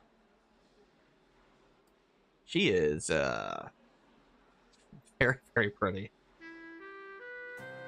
Nice to have a character that doesn't suddenly grow massive Elaine. bazongas Good day to when they get older and still be attractive. That's LaToya Hamilton, one of Epstein's 3 disciples. Instead of, you know, just relying on larger breasts. So, wait, you already know each You other? can actually have character designs that look good without having to resort to that. Yeah, it's Toa. I like her design. Elaine and I have known each other for some time now. Yeah. We met when I was on assignment Hamilton's for NGO first name work. is LaToya. That's right. Her assistance at the time was invaluable. I don't believe I've met your other companion, though. How do you do, Miss Eau Claire? Oh, this is and Zeta. hello to your friends as well. Zeta Osval. Yeah, she's the princess. I am Jita Osval, daughter of Grand Prince Salman of Elsheim. It's actually hard to pronounce her name. It's like Zeta, but it's not like a full Z. It's strange.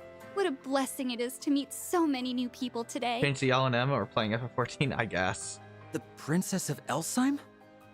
You must be Crown Prince Sharid's younger sister. By the way, I think I Jita recall is seeing like you at the racetrack the other really pretty. I love her day. design. It's an honor to formally make your acquaintance. Oh, so you were there as well? That is not Tita's voice actress, by the way. I know. I was surprised too. It sounds exactly like Tita. It is not Tita. I've heard many a story about Beauty's Blade, but it's nice to finally put a face to the name. My brother has much to thank you, Bracers, Toya's for. the scientist, but close enough. Yeah, she's a witch, isn't she? It's really no trouble at all. The guild appreciates his generous support. Oh, wow! A real-life princess! What a cutie patootie! Do me a A favor. cootie? and pay for once. Patootie? What are you talking about? Oh, we lost the voice acting. But yeah, Toa's back, and she's in this game. Yashtola's master? Let's see. Yeah, so Toa exists. She's back. Seriously, she's very, very beautiful. I love her design. From missing cats to apocalyptic threats. S over here can handle anything. Thanks for overselling it. He'll take care of everything. Oh, I love Nadia. Who doesn't love Nadia? She's just so much fun every time she's on screen.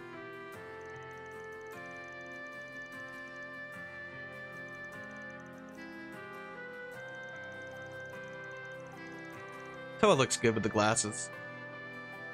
Hamilton is Maleficent. Yep. Jita's voice actress is like some movie actress, not even a voice actor. Like the only role she's ever had voice acting is Jita. Does a really good job. But yeah, I mean, oh yeah. So if you forgot, Toa's with an NGO now. It's called, what is it called? Thor's the International Cooperative Organization. Yeah, it's an NGO. Basically an international organization, like a non-profit, international non-profit.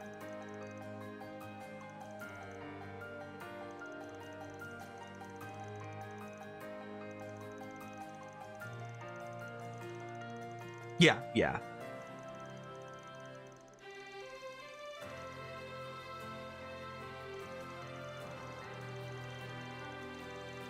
Just think of it as I think it's National Global Organization. So it's like a non-profit, but global, basically. Instead of being in a specific area.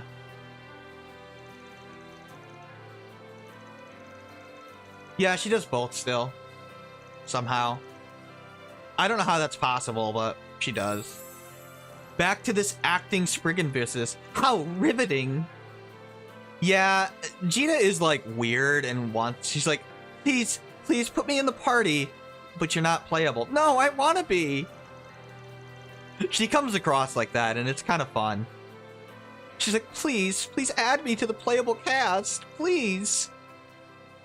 Like, she keeps trying to get in. It's funny. Are you just like shushing her, Nadia? Wow.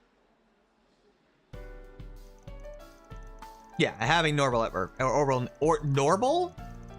network problems. Yeah, it's pretty sketchy. I'm surprised they didn't use sus. I guess Ix did once. He said, suss out anymore and you might ruin the plan or something. But that's because he's literally a troll. Well, not literally, but the dude is basically an internet troll, just physically. I'm a much bigger fan of Yorda over Ix. In fact, I think Yorda has a lot of potential as a character, which, you know, I'll talk about her when we see her more, but I mean, you should be able to figure out who she is after Ix mentioned her. Considering who he's been around, but technically I guess she hasn't had her introduction yet. So Ix makes it pretty obvious.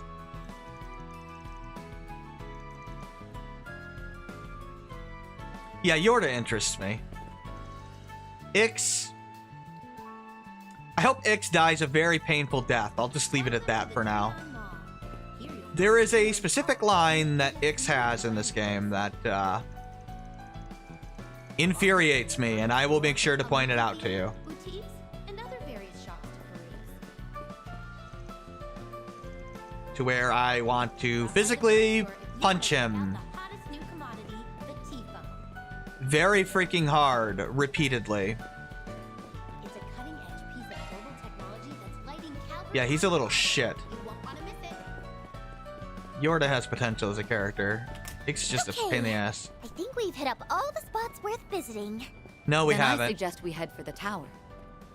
We are missing something amazing. Look, it's Mishy. Okay, well, Don't be fooled. don't be fooled. I forgot Elaine said that. Don't be fooled. Because it looks slightly different? Is that the reason, Elaine? Don't be fooled. Oh, God.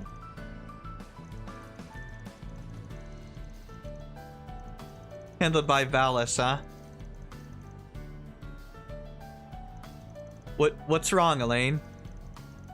Yeah? Oh my God, it is. She's complaining about. I forgot that she did this.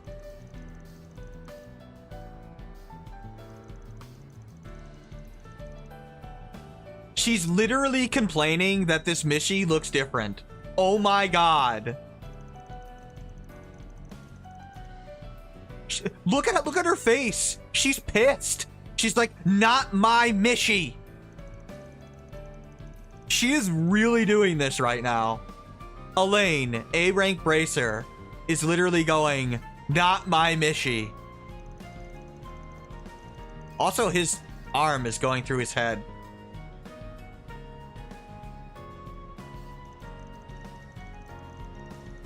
I'm disinclined to call him authentic. Oh my God.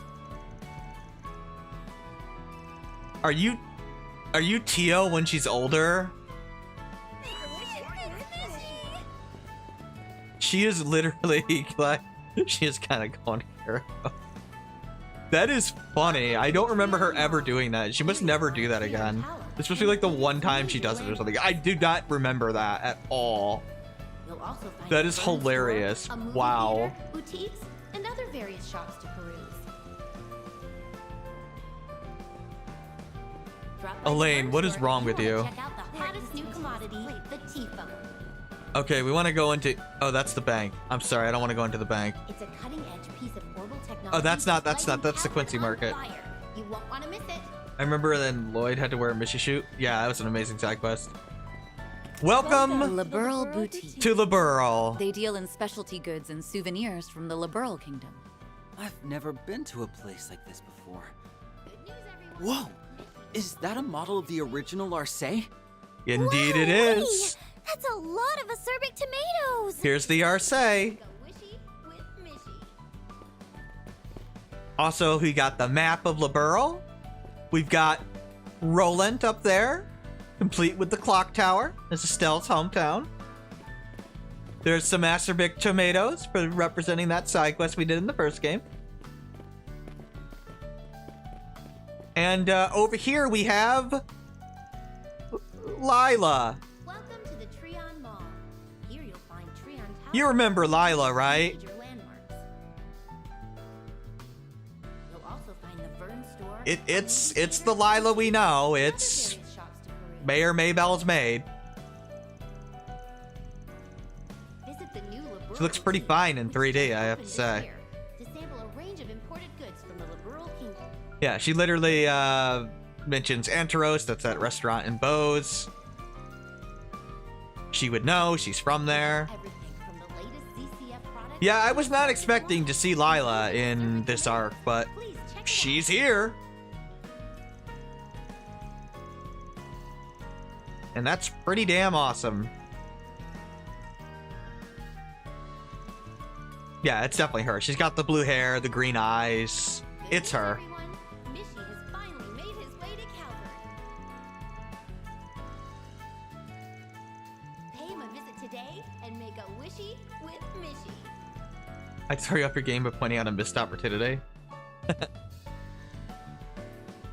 Share the charms of the Liberal Kingdom with the world. Well, that and you guys allied with Calvert to beat the shit out of Erebonia. Look, I'm sorry, if you surrendered in a world war, you by definition got your ass kicked. All our products are shipped directly from Liberal. And that's what happened to Erebonia. I mean, they got their ass kicked. We'll be looking Because of forward course to your they next did. visit. Gee, maybe don't try to take on the entire world by yourself. What a stupid idea that was. Of course that didn't work. Now they get to be an international pariah forever. Great job, Erebonia. Great job. Calvert on fire. You won't want to miss it. Yeah, I wish they had gone more into just how delusional Erebonians were. To think that they could take on the whole world. I really think they should have gone all in with like, this is delusional, like this is never going to work. But instead they tried to make it like a 50-50 and that's just ridiculous. Cedric especially, yeah. And make a wishy with Mishy. They use the curse excuse too much. It kind of hurts some of the plot development. Because you really could have gone in with, because you don't need the curse to make like Erebonians delusional.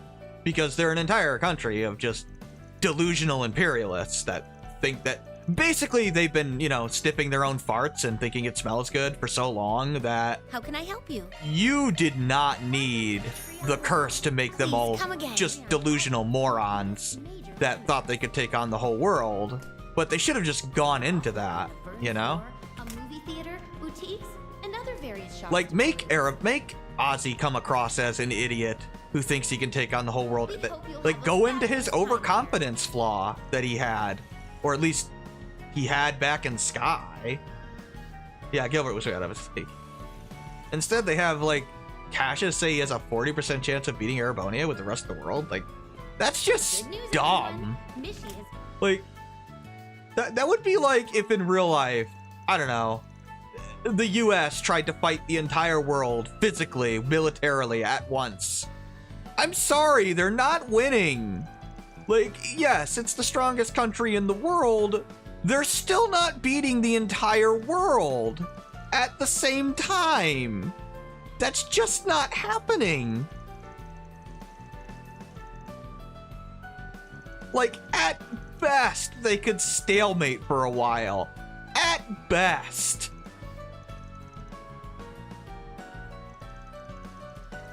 Just logistically speaking, it's just not possible. Yeah, I'm amazed Gilbert survived. I almost wonder how kind of lucky Erebonia got that they surrendered as quickly as they did. Because, just thinking about it logically, we have nuclear weapons now, right? Just logically speaking, how close was Calvert to getting a nuclear weapon then back in Erebonia War? What do you think would have happened if Erebonia kept invading? You think Calvert would have, I don't know, sped up the nuclear weapon development and, I don't know, bye-bye Heimdall? Bye-bye? Seriously? Like, if it had gone, you know, poorly and they were losing land, they would have just nuked Heimdall eventually. Yeah, I mean, I don't know. Even if, like, okay, they couldn't finish a nuclear weapon because they did kind of cheat a little bit in Daybreak 1 to speed up the process, although all they did was speed it up by using the artifact. And obviously it just didn't have, like, full government support, right? So chances are they would have just put full development into it. Yeah, apparently the Quincy Company's fine with new leadership, by the way. Hello there. Oh, crap. I guess I can sell these.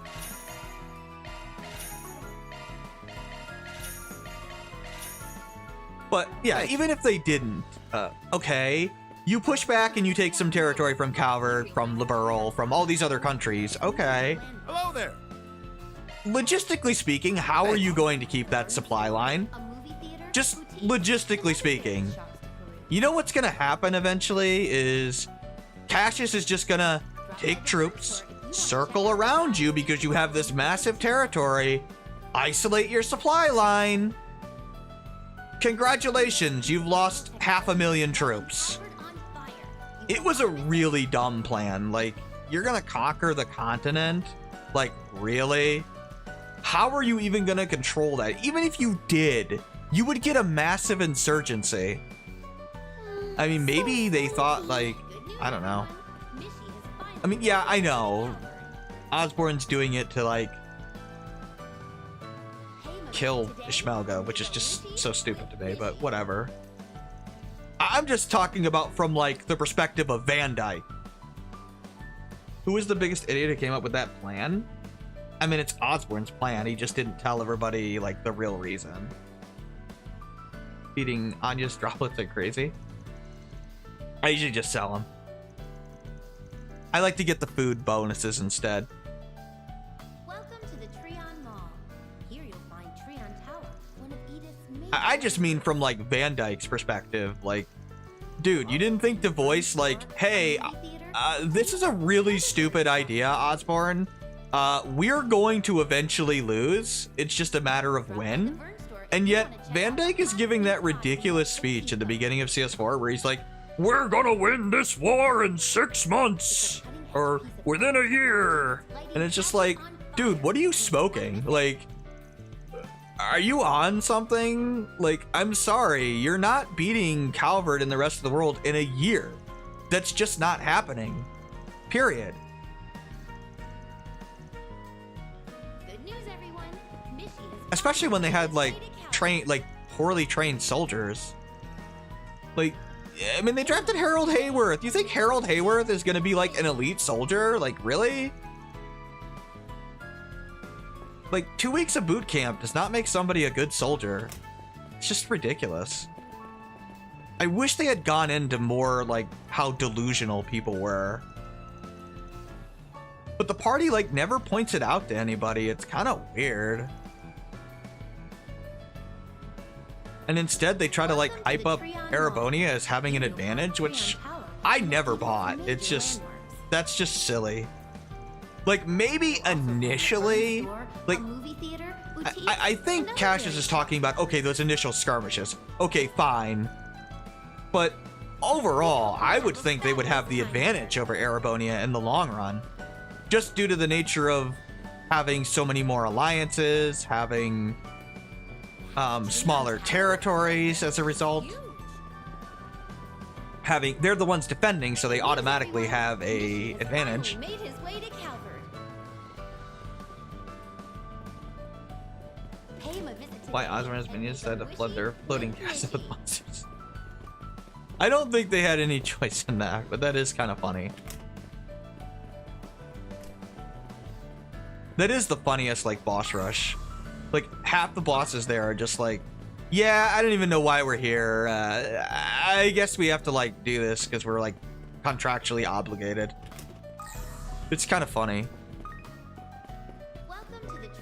Normally, I like the boss rush of, like, fighting the villains, but CS4 probably has, like, the worst one. It just felt like we had no point to fighting any of them. I mean, let's see, who like has like a good reason to be there? Oh, Rosie. Yeah, she also doesn't like the new Mishi. Will Ring come to challenge him? Yeah, like that was the plan, except I don't know.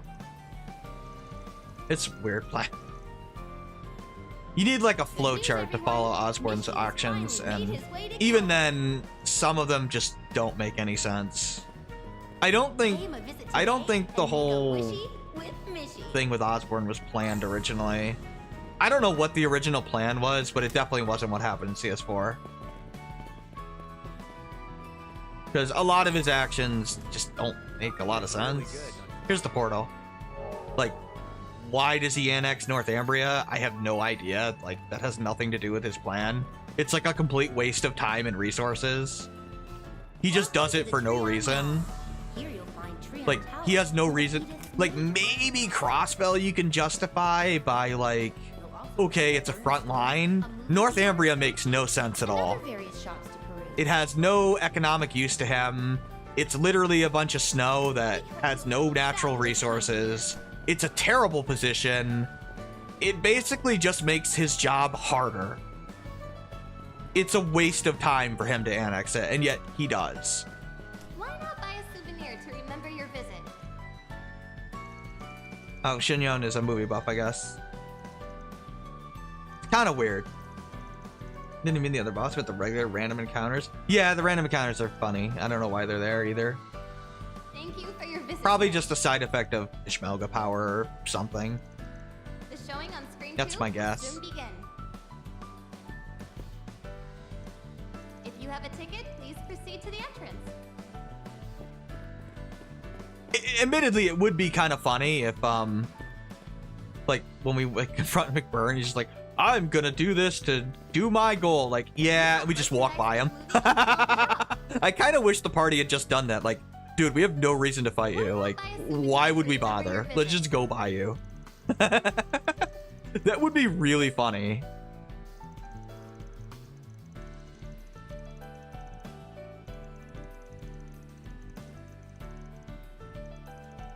Thank you for your visit today.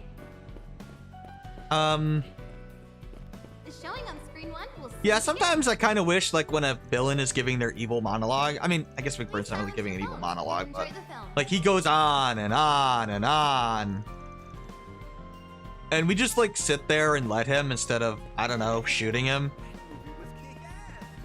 And then I played, you know, Xenoblade X, and I guess this is, like, a minor spoiler, but it's very minor. It's an affinity mission way earlier in the game. There's a character who's going on an evil monologue. And one of our party members just goes, screw this, and just shoots him. Thank you for your visit today. Just like, oh my god. Like, you just interrupted that guy's evil monologue. And the character's just like, yeah, I was bored of it. We're supposed to take him alive. I only shot his leg. He's fine. Arrest him. You can actually shoot at the villain in Table 2 in his monologue. That is funny. No, it's like, why would we sit there and listen to you, like, do your evil monologue or transform? I mean, just imagine how funny that would be if, like, we're going up to McBurn, he's just like, I'm gonna use my final oh god, my why did you shoot me?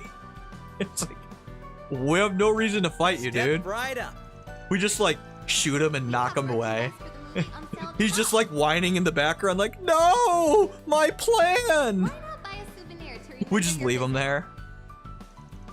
I mean, granted, he actually does kind of help you, but look, my version's funnier.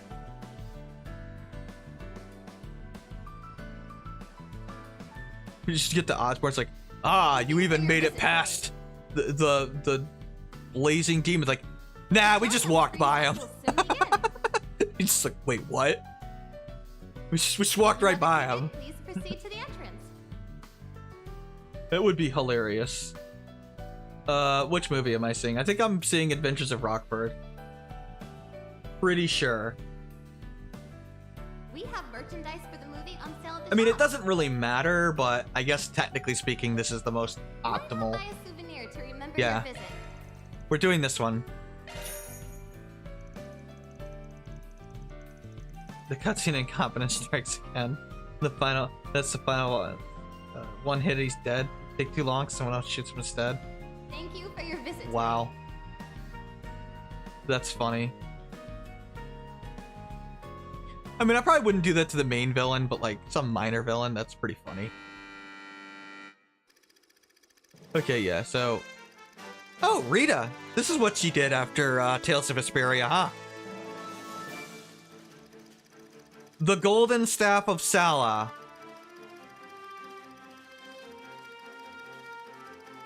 This is a Trails in the Sky song, isn't it? I'm pretty sure it is.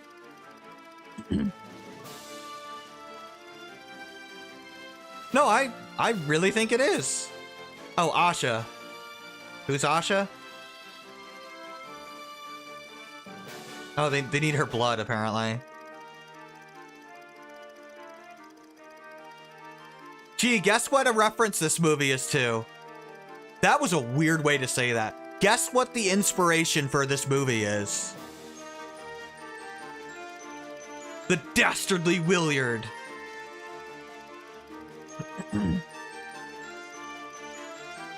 Oh, it's from Nayata?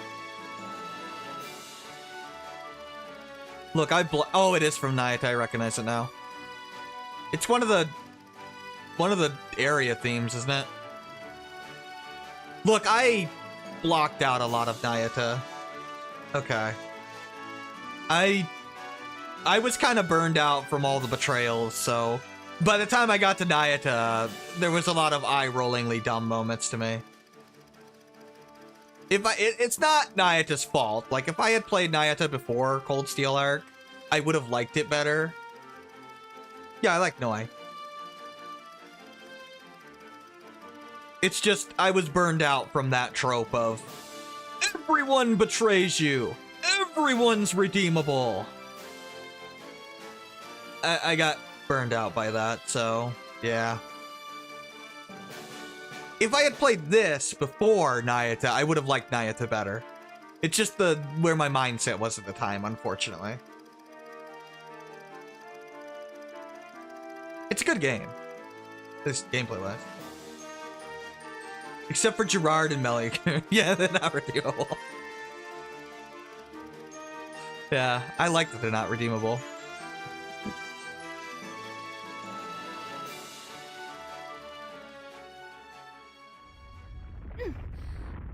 I'll be taking that.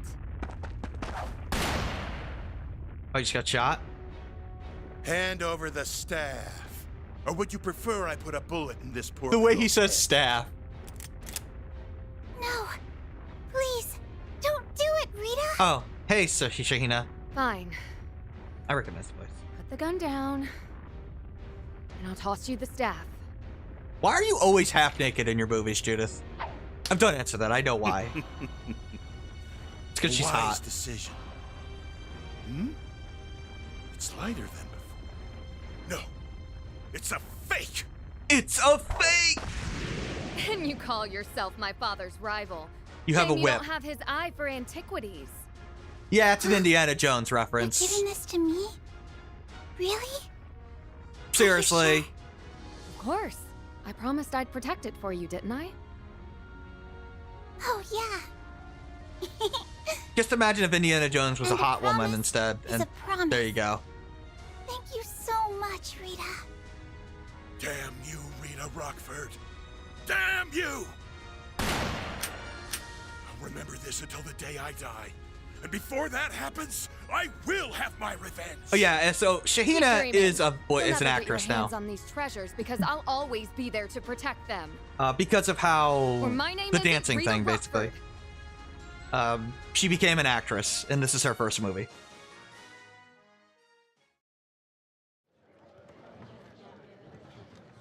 Sarah's also an actress now, of course.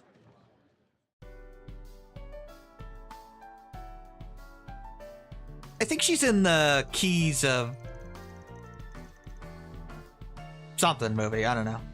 The Revolution, the war movie, one of the war movies. It's been advertised around town. I forget which one it is. The Key to Ravenna or something? Something like that.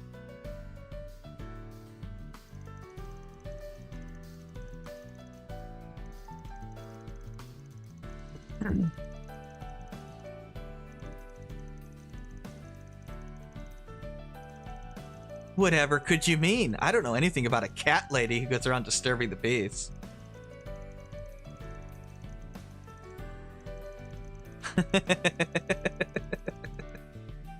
Funny.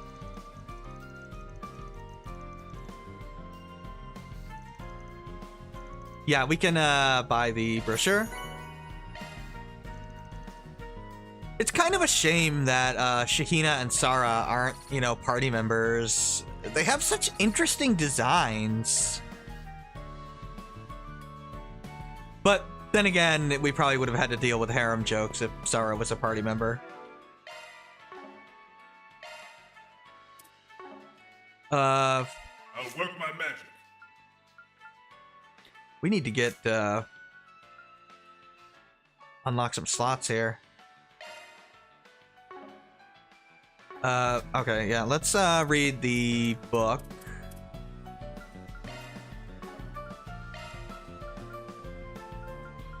Adventures of Rockford. Okay, here it is. Let's see. Adventures of Rockford, Golden Calamity, 1209. It's an action adventure. Starring Judith Lannister, Shahina et al. I think I would just never list any other actors other than characters we know. It's just funny. You think they would just make up, like, male actor names, but whatever. Rita Rockford, Judith Lannister. Archaeologist, treasure hunter extraordinaire is off on her latest adventure, quest for the Golden Staff of Sala, artifact that caused a cataclysm in ancient time. While traversing ruins of the furthest reaches of the continent, she encounters an indigenous girl in captivity, Asha, Shahina. Where could the staff be hidden in? What does the name store for Rita and Asha? Yeah, it's basically based on that Indiana Jones movie where he meets the native kid. It's literally based on that movie. Mini column. Judith Lannister stars this exhilarating action flick, and in spite of the extreme conditions of the shooting location, she seems to have risen to the expectations of the audience and her directors, performing all of her own stunts. Meanwhile, the indigenous girl Asha was played by Shahina, making her film debut performance. She did a fantastic job, but it seems shooting her very first film involved its fair share of challenges. Judith gave me all sorts of advice during filming. It didn't feel like I managed to put it all into practice, though, which was frustrating, but I know I'll be doing even better next time. Shahina said this is with a brilliant smile. We'll be looking forward to her next performance.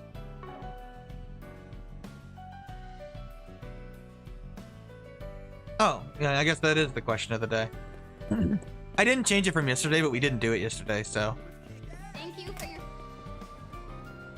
So... Answering the question, Xenoblade Chronicles 2? Yeah, Ooh. I really like Xenoblade Chronicles 3's combat system. You'll find Trion Tower, one of Edith's major landmarks. But it would probably be one of those games. Probably Xenoblade Chronicles 3 or 2. Theater, boutiques, and other various shops to peruse. I really do like the Xenoblade games. I guess I should put the question of the day on. Drop by the Vern store if Here you want as to check well. out the hottest new commodity, the Tifa. In case somebody wants to answer that over on YouTube. I don't know. I mean, they might check it out later. You never know. That's lighting Calvert on fire. You won't want to miss it. Think of other good, interesting combat systems. FF7R's combat system is pretty interesting. With the materia system. Of course, the original is pretty cool, too, with the setup. But it's mostly about the setup. News, everyone. Mishi has finally made his way to Calvert. I mean, Xenoblade Chronicles X has a good combat system, but it's, like, hard to understand. If you get it, like, really have it click for you, you can, like, really, really kick ass with it.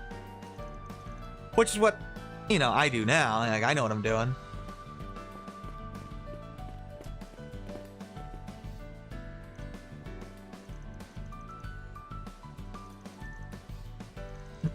And particularly the ground combat, which is more interesting. Anything of interest? One of Edith's major landmarks.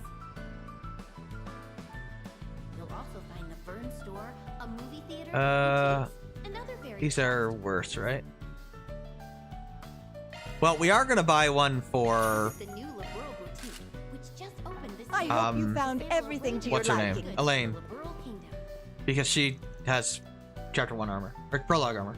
Did I see my above your above comment? Yes. You picked Xenoblade Chronicles 2. You can tell oh, which combat system do you despise? Yeah, sure, tell me.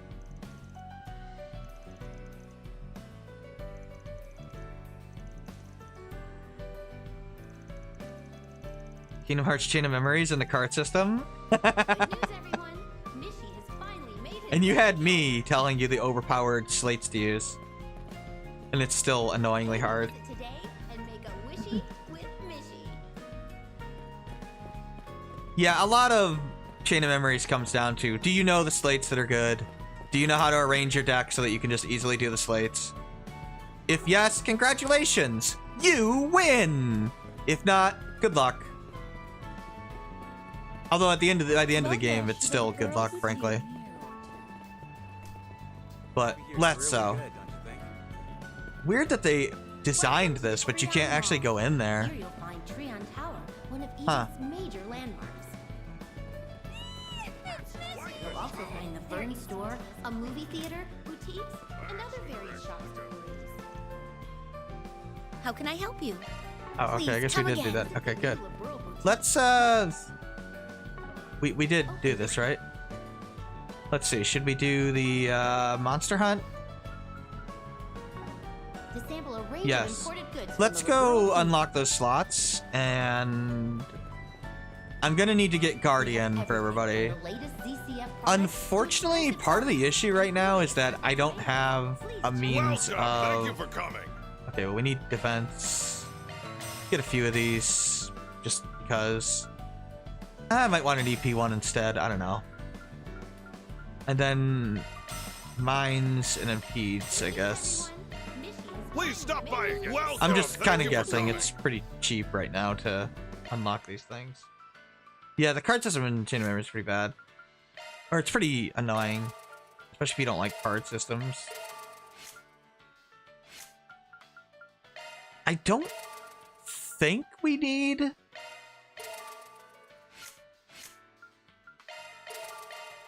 somebody with Treasure Hunter, because I think having Band have it alone will just have it for us, but I can double check that later. I can always just switch Fear and Airyverse over to Nadia or something if I need to. Oh, right. So this is kind of unfortunate, as I have to move Action 1 here. Okay, so we want Impede, and we want a Defense. Yeah, Guardian is what I really want. All I really care about. Can I get Powerful Start here? I could, yes. Let's do that. It's actually useful for us, so. HP1. Nothing else really particularly matters, honestly. Activating maintenance mode. Is this your drive one? Sorry, that's a single L skills changed. Yeah, it is. Unfortunately, her having a fire slot there really blows. Like, it blows a lot. I'm not gonna lie. Skills changed. It's kind of bad.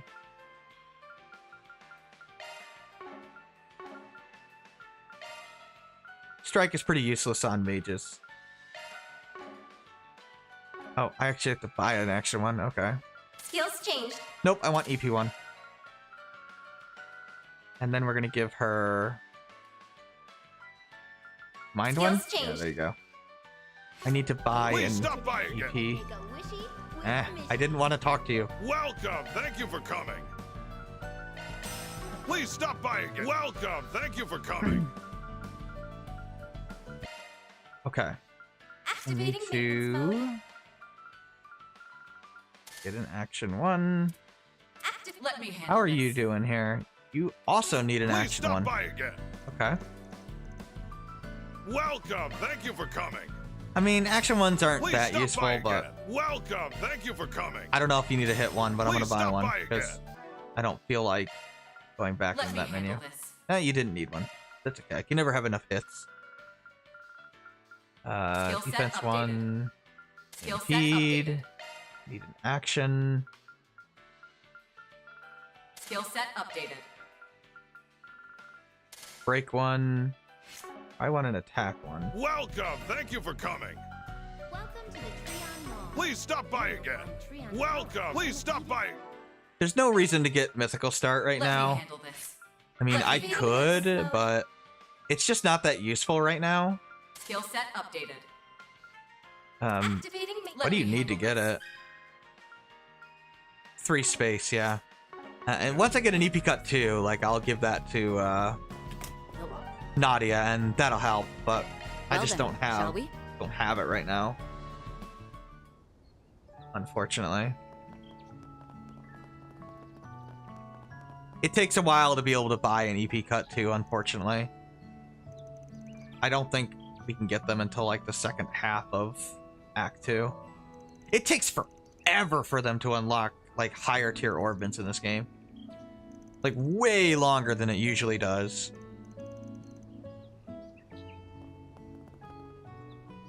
Kind of annoying, actually.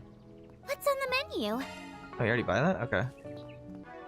Yeah, let's, okay, we got these. Well, we have to cook those. Which we might be able to cook them.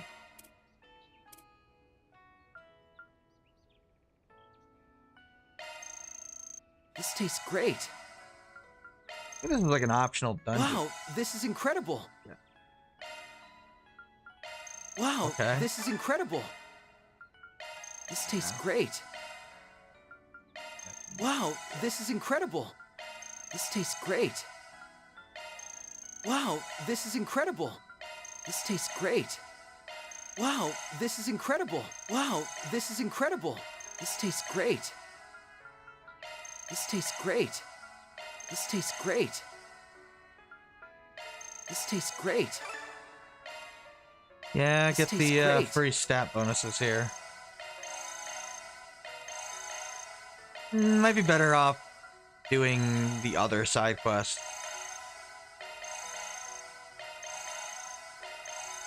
Because this one, I think, actually, it does have a whole dungeon to it. And I have to fish, and I don't know if I want to do that right now. Let's do the other one. It's more interesting. Do the other one. Probably next week.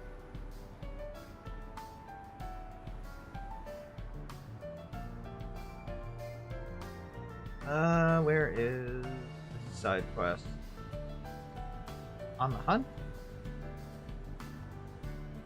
Can you mess this one up? No, you cannot.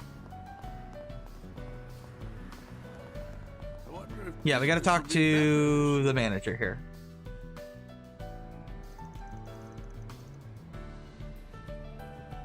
We can at least do this.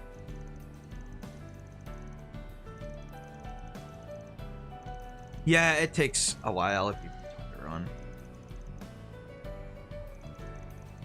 Yeah, we'll have streams of mostly NPC dialogue. I'll do my best to discuss it. Keep it interesting. As best I can. Only in Trails do I really go out of my way to talk to like every single NPC. They're actually interesting, you know? The world is interesting to me. You learn so much from the NPCs, you know, of the culture and their own little storylines. Like, I still remember Estelle's shoe seller, you know? It's awesome. The guy is getting his own little girlfriend there, and his mom's trying to hook him up. It's a cool little story. Or, you know, Tio, Estelle's best friend. Not Tio Plato, Tio Purzel. Yeah, I remember her. Just a random NPC that lives on a farm. And I remember her. Because that's how good the NPCs are in Trails. And I don't remember anybody. So, the fact that I can remember the names of specific NPCs, like Lloyd the Fisherman, who was fishing all the time at Valeria Lake. Like, I remember him. Yeah, we're looking for Eddie. Obviously, I remember Anton, but he's more involved. And Ricky, his best friend there.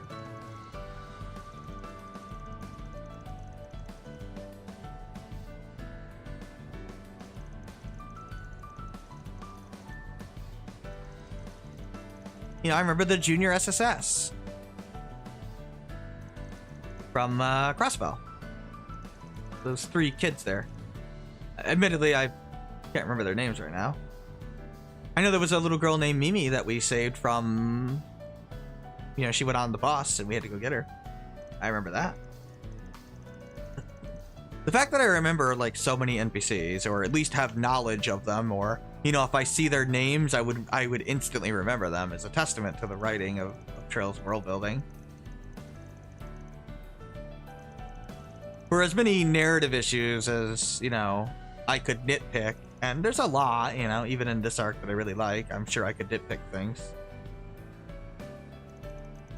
But the actual world building is awesome. Like all the people being drafted and Cold Steel, going around talking to them. Like, that's awesome. Like, that stuff is great. Business will be better this year. I mean, not awesome that they got drafted. I mean, Osborn can go to hell, but you know, awesome to see the effects of that. I think they should have done more with it. I think there should have been, like, you know, draft dodgers or people resisting or protesting. I think I'll give it a try. I think they kind of used the Let's be on our way. curse as too much of an excuse to really lose out on some interesting story ideas. Because, you know, in real world, you're not going to get 90% of the country supporting a war. Like, you know, you could get a majority, you could get 70%, like that is a reasonable number with a lot of propaganda to get, but you're never going to get 80-90%. That's just never going to happen. So they should have, you know, acknowledged that, and they should have gone with that. You could have had, you know, Osborn arresting protesters and cracking down and just really looking like an authoritarian asshole.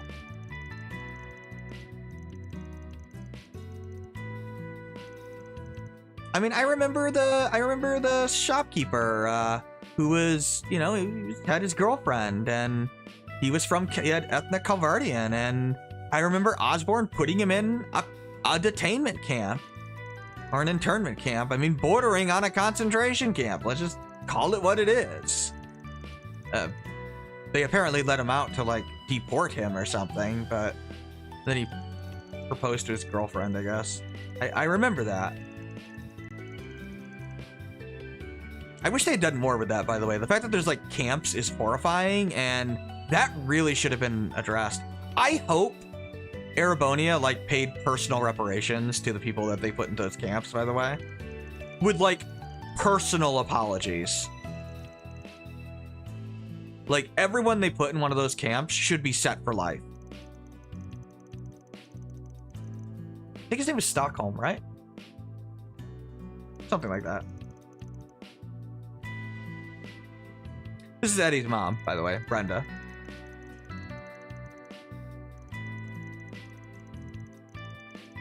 And this is another storyline I like. You know, I like Eddie's relationship with his mother, with Berlesia.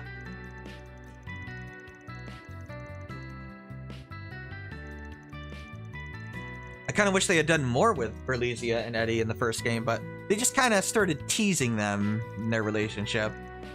Not that I think it's romantic or anything. I think she's a lot younger than him. I mean, it's kind of hard to tell, like, how old NPCs are, you know? Like, I think she's, like, 14, 13, I would guess. And he's, like, 17, 18, maybe? I don't know. But they have, like, this developing, I guess, sibling-like relationship that's interesting to me. Especially since he's, like, this poor dude from Old Street, and she's this filthy rich girl that has daddy issues. Although her dad actually loves her, despite the fact that he's never around. Is it sad that I actually believe Berlesia's dad actually loves her compared to, say, Irina and Elisa? And Irina actually had screen time and Berlesia's dad had, like, 1 or, like, 2 lines of dialogue? Yet I actually believe he cares. I don't think he's a good father, but that's kind of the point. Like, you can be a bad father and still be a loving father, you know? I'm well known for my intimate relations with Van. I like how Swin takes him seriously.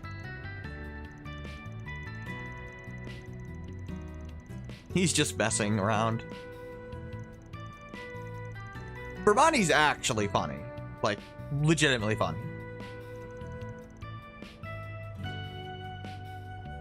Mainly because he's not, like... They don't go overboard with it like they do with, like, Angelica. She's just going around like, I'm gonna randomly hug you. I mean, to be fair, it's just hugging, but with some lewd comments. It's not the worst thing in the world. I mean, I've seen worse. Ilya exists. I remember the scene with Roselia suddenly decided to go completely out of character and just grope Yuna's boobs, and that was weird. Seriously, like, why? Why did that happen? Like, that was just really random and out of completely nowhere. And it's like they wanted to have a scene with Angelica there and realized Angelica wasn't there, so they just threw it onto Rose, and it just didn't make any sense. And it wasn't funny either. But Bravani, like, yeah, I mean, he teases his friends. But, you know, when it's time to get serious, he gets serious. And he'll provide, you know, good information. He genuinely tries to help us. He has a really close relationship to Van as far as them being friends to the point where he can tease Van, and Van's cool with it. I like Bravani. I like him a lot.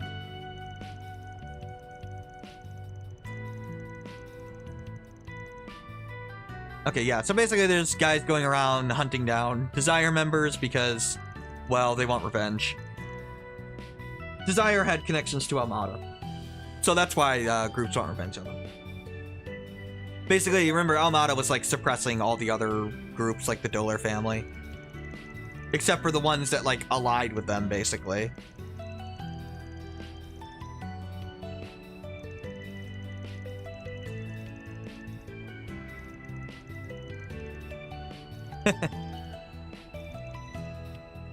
Thanks, Barry. Now that's a new one. I like how Nadia immediately gives him a nickname. She only does that to like people she really likes. Of course, she also does it. It's like it's a coping mechanism, very clearly. She loves to be the center of attention. It keeps her mind off of, you know, being trained and abused to become a motionless assassin. I mean, we've seen that mask drop before. You know, when she watched Risha's movements and immediately went into kill Risha mode. To the point where Swin had to physically grab her, restrain her, and pull her out of there. Like, she has PTSD moments. Or that was like a PTSD moment for her.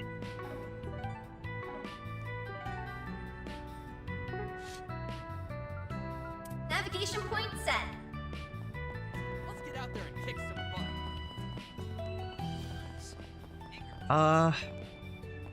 Yeah, so we want to gather some more information. Well then, shall we? So, yeah, good stuff.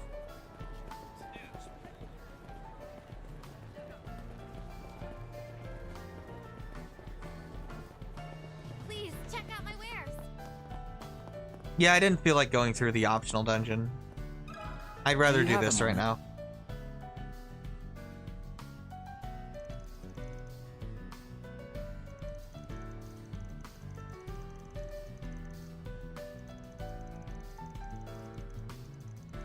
Like Giselle, like she's an NPC I'm gonna remember, you know? The bookseller in the Blacklight District, I'm gonna remember. Forever. Gabriella, the doctor, I'm also gonna remember forever.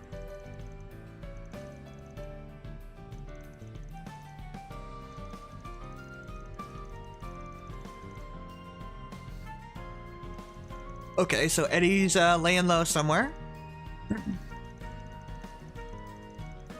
Right, yeah, but now Jeffrey got arrested.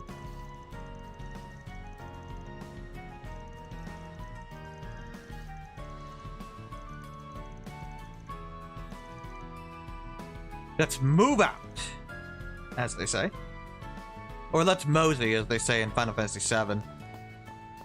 I've never used that word, like, ever.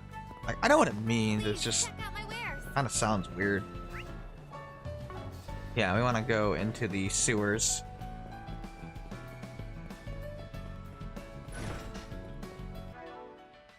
We have 200 CP, right? Good. That'll make this pretty easy.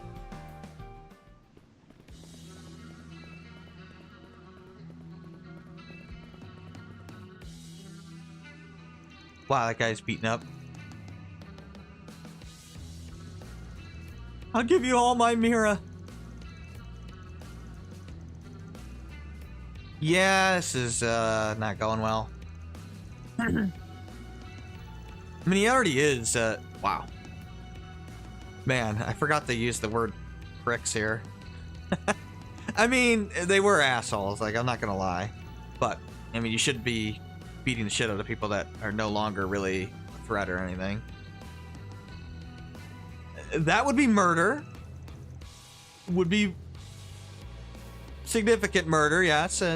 First degree.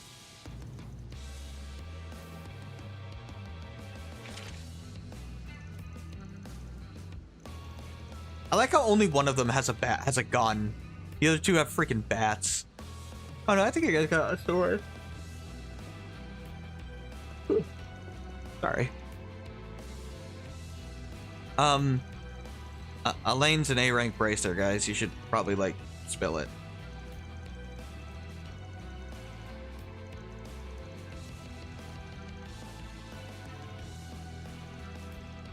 The blade or something? Bracer? You mean Beauty's blade? You wouldn't believe the number of people that are just pissed off that they changed her title in Japanese to Beauty's blade instead of Sword Maiden.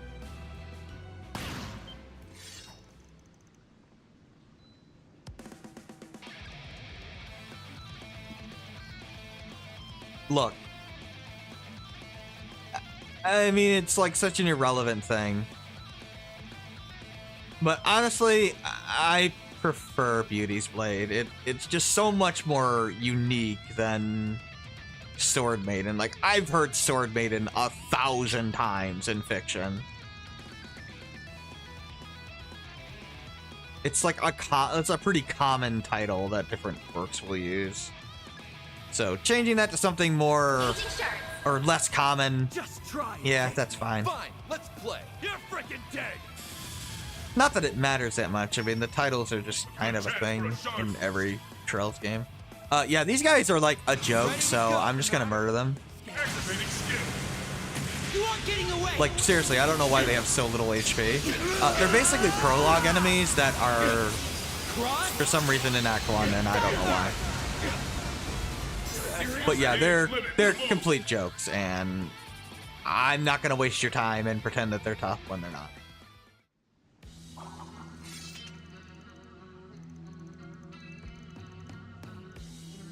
Some kids and their chaperone. You know, the sad thing is, Nadia and Swin might actually be stronger than Elaine. No, I don't think they are.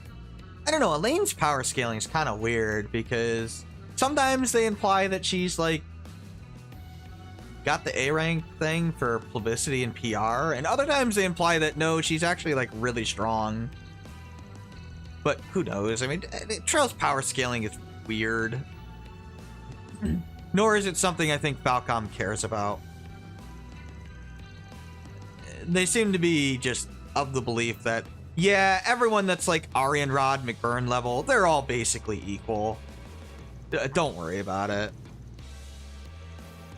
Like, I don't think there's any real difference between, like, Aryan Rod versus McBurn versus Osborne versus Cassius versus insert super strong person here. They're all, like, equal to each other.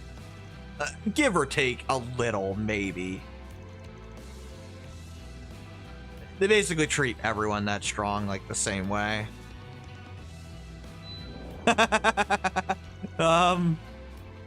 You know you would kill them if you left them like that. Actually, you would. You know. I think Nadia's just torturing them in front of Elaine.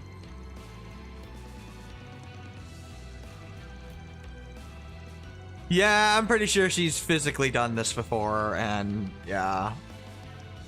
Elaine is like, I should probably stop this, right?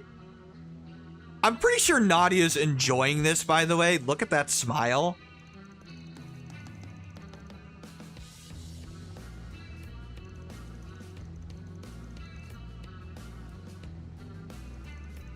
I'm going to assume Swin is like whispering this to her so that they can't hear.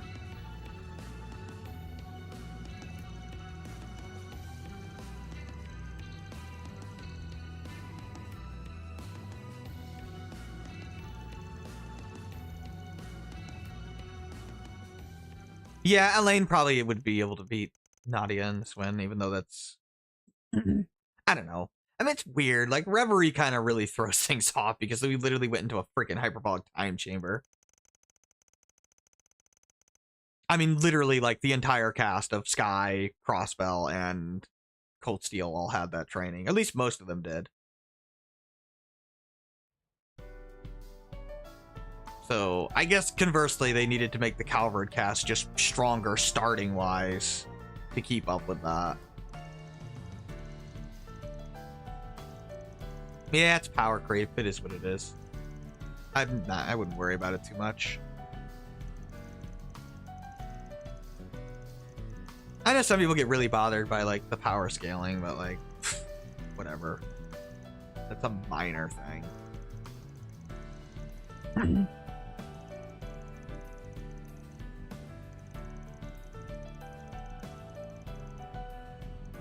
You better off just putting, like, people into different tiers.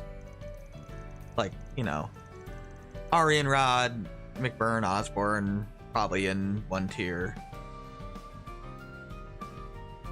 Well, they're probably tier A. Tier S would probably be, like, Ishmael Gareen. He's definitely, like, the strongest character in the series. For sure. I'd probably put the robot Rufus in there for some godforsaken reason. I don't know why that version of Rufus is so much stronger than, like, every other, than, like, you know, our Rufus, but it just is. It's just so weird, because, like, he should not be able... We can't actually explore the Satan District, so, just so you know. Like, he probably shouldn't be that strong, but he just is. I know there's a reason for it, and, like, they explain it, kind of, but, like, he's cheating, but... It's weird that he gets that much of a boost to where he has to be, like, one of the strongest people in the series. Considering he somehow beats, like, the SSS and Risha and Waze and Noelle, like, post Azure. So they're, like, at their peak.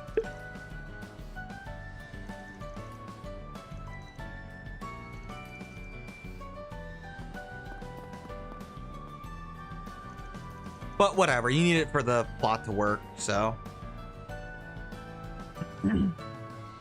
There are some things you have to just not, like, some things just have to be done for the plot to work.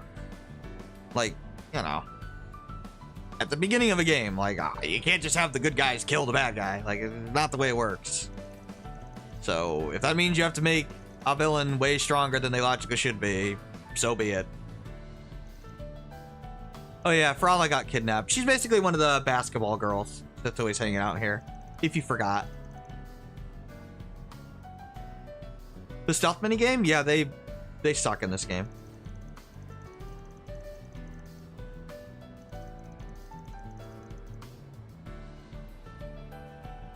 Let me guess, you're doing the one in the school.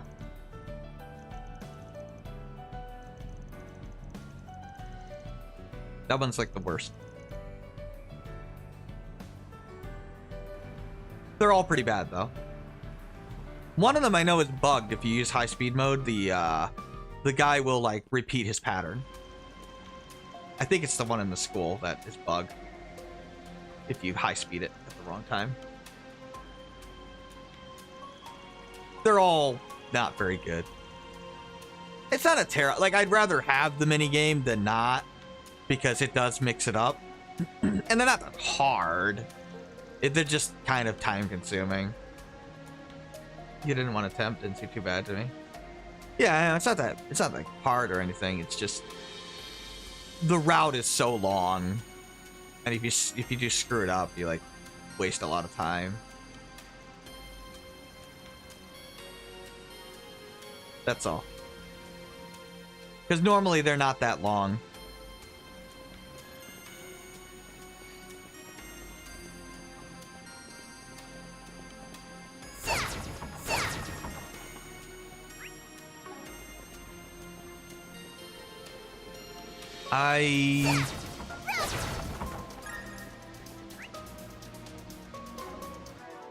You know, let's Modifying your orb ment, are you?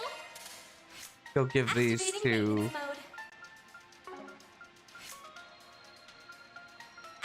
Yeah, I guess I would have to give this to you. Skills changed. Skills changed. I don't think I need to do that, but I might as well. Let's see. Oh, there's just no chests in here. Okay.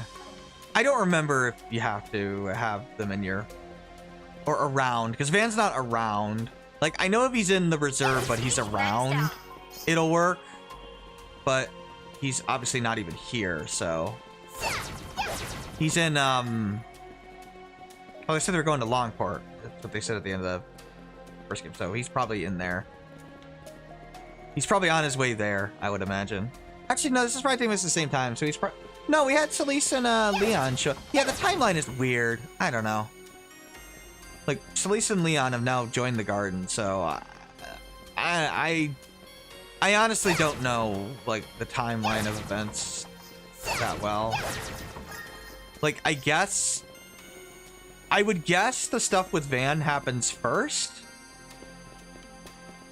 And Anya's is basically doing like a week-long tutorial session with Nadia and Swin. And then we kind of fast forward to the very end of that when Anya goes back to school. No. It unlocks once I get out of the tower. I'm very close to unlocking it.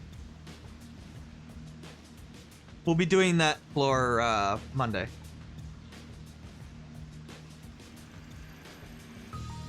I'm pretty sure you unlock it after going to Treon Tower. I just haven't gone into the tower yet. I wanted to buy everything, talk to everybody, get everything. It's really weird that these guys kidnapped Brawla. Like, Brawla has nothing to do with Eddie at all. Like, seriously. They just randomly grabbed her and, like, obviously she's Eastern, but they're not racist, so I don't know why they pick her, really. I guess maybe they think that they can find Eddie like this? I don't know, like going after Berlizia would make some amount of sense. Brawla makes no sense.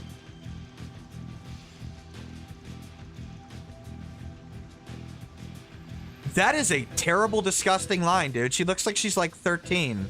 Wow, I forgot he said that. We have to think up ways to put this girl to use. Yeah, I'm pretty sure he's implying what you think he's implying. Oh no, he's definitely implying what it sounds like he's implying. That is disgusting, you sick piece of shit. Wow, okay. She's literally a child, dude. Jesus.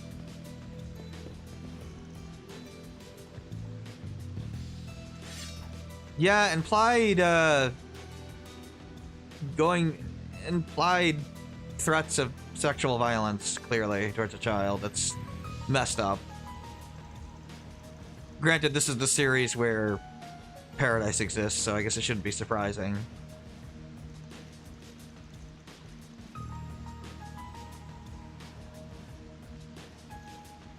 I like how Nadia and Swin are... They realize, like, okay, negotiating is pointless, so they just immediately come up with a plan for themselves to, like, get them away from the girl. But luckily, Eddie's here to dropkick.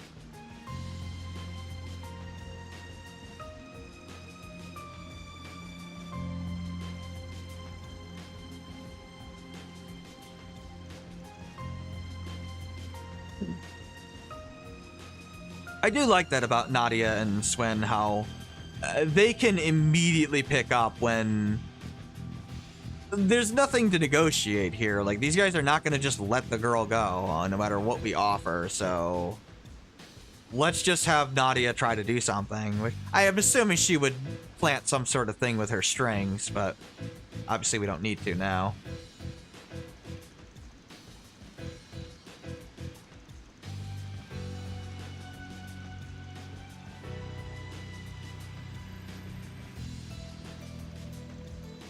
Yeah, Eddie's cool. Like, he's an interesting NPC.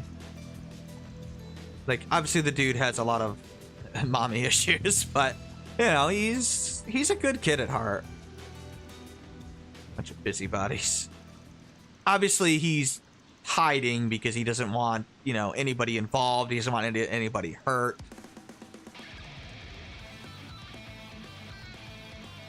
But of course, you know, Trail's logic, you're not really supposed to not rely on other people.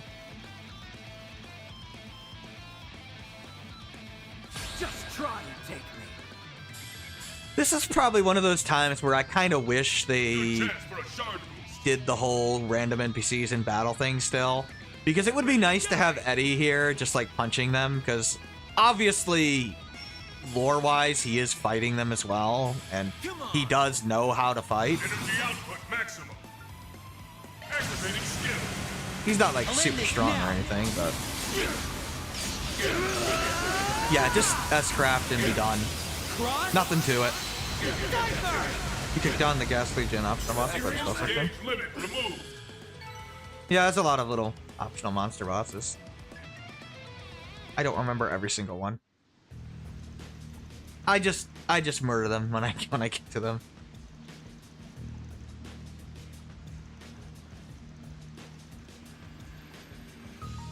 Yeah, for some reason these guys are like really easy. I don't know. I think they just put in the gangsters from the prologue.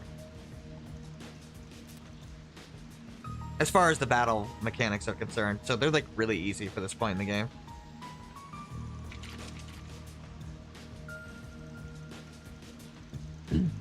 Guys, you can't tell when to give up aren't exactly popular with the ladies. Why would that ever be okay, Nadia? Yeah, she's just messing around, as always. I think partly she does it to get people to let their guard down.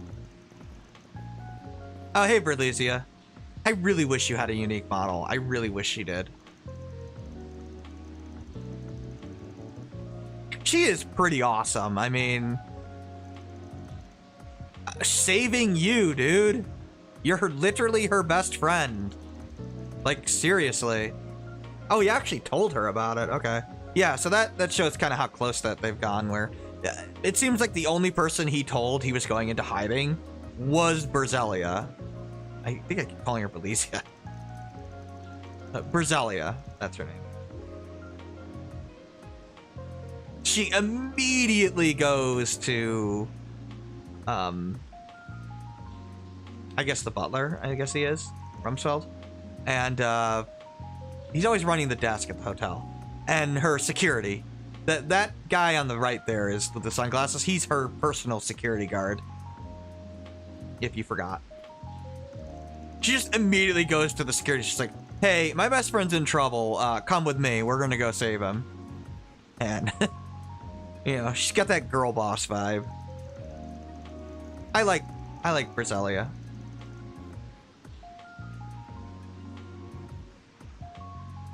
Yeah, it's a rich hotel run by a very wealthy banker. Like, remember, Berzelia's dad is very rich. So, if she were to be harmed, these guys would be screwed. Which, yeah, they recognize that and back off.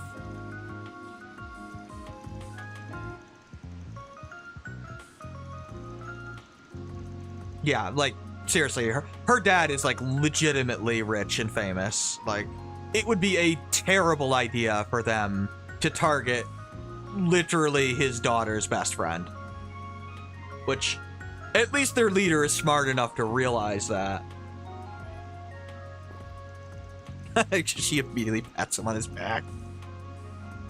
I guess she is a lot younger than him, because she's barely taller than him when he's on his knees. I mean, he's basically a kid too, but like, he's what, 17, 18? Yeah, I guess she's like 12 or 13. I don't know.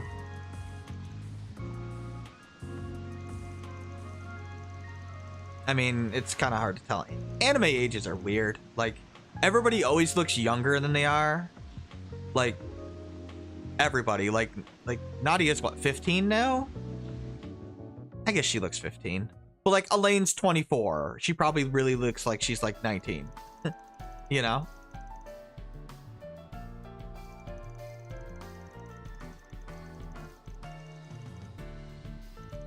Actually, Nadia is not as bad because she did age 2 years, and she actually looks like she did. She unlike Swin looks identical to like Reverie, but Nadia does look older, mainly because they actually gave her like some breasts now.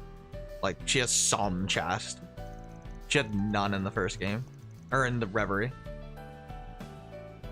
So she does look a little older, and her hairstyle makes her look a little older. The fact that her hair is like longer.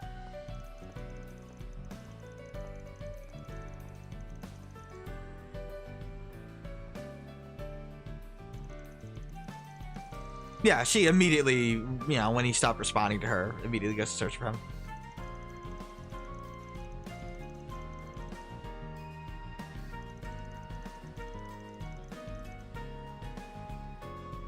I really like their relationship because it's like a give and take. Like the first game is he's going out of his way to help her with staging a kidnapping that ended up becoming real, which, you know, it's partially his fault, partially not. I mean, he didn't realize how cuckoo for Cocoa Puffs Jeffrey was when he was genuinely trying to help her. Of course, once he realized that, he literally risks his own life to save her. And now, you know, she's going out of her way to help him. You know, it's a two-way relationship, basically.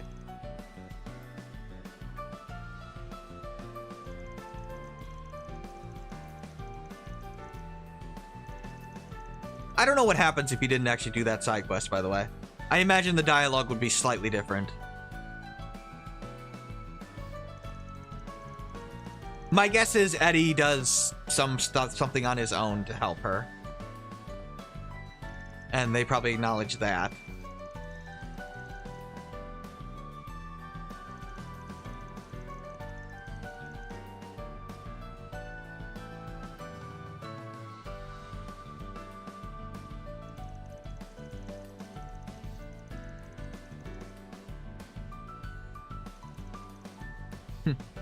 Yeah, he didn't want anybody else to get hurt, obviously. But Briselia wanted to be involved. She wanted to help you. Like, don't pull a Reen, Eddie. To be fair, Reen wouldn't do that now. He's so brave. I wanted to give him a hand. She's laughing and smiling.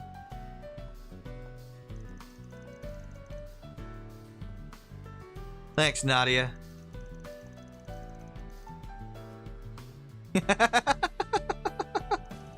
Yeah, sure, anyway.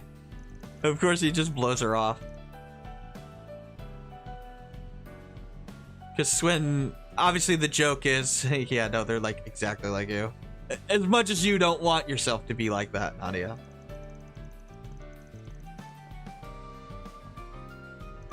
Nah, probably just more worried than mad, Eddie.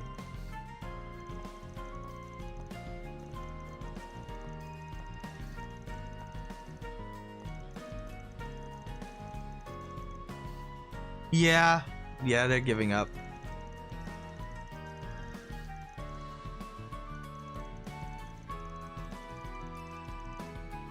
Blade lady. Yeah. I mean, it's not that hard. I mean, Elaine just probably picked up her phone. It's like, hey, yeah, this deal. There you go. I'll file paperwork later on it.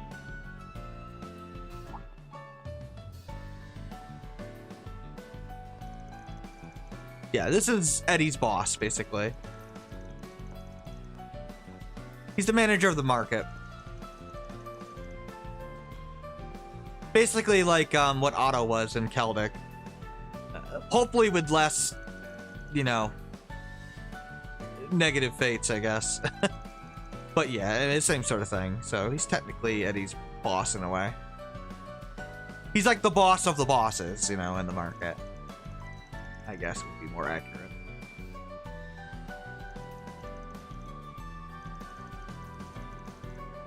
Substitute Sprigganing.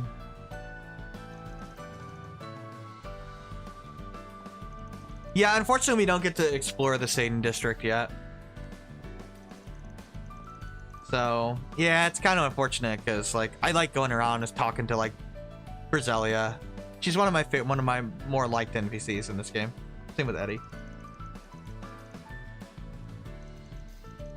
Yeah, only Trails makes me like care about the NPCs like this, you know? Like, they feel like they have a life beyond the main characters. And that's cool. Like, sometimes we get involved and help them, like here, but, you know, there's a lot of like the idols themselves. Yeah, we help them once, but most of their story is just them in their own individual journey to become successful idols. You know, we don't have anything to do with that part of it.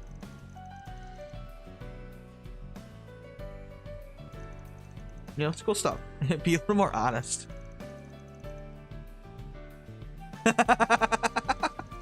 It's kind of embarrassing. Like, she just calls him out. I mean, she would know, like, you know, she has an awkward relationship with her dad, but she still loves him.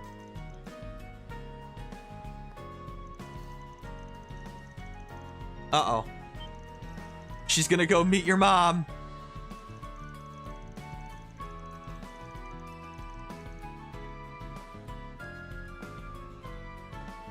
Yeah, Rumsfeld's doing this, like, I better watch this kid that's near. Yeah.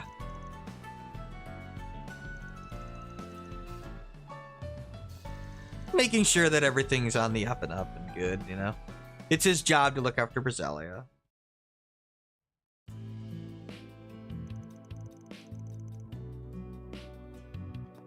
My idiot son.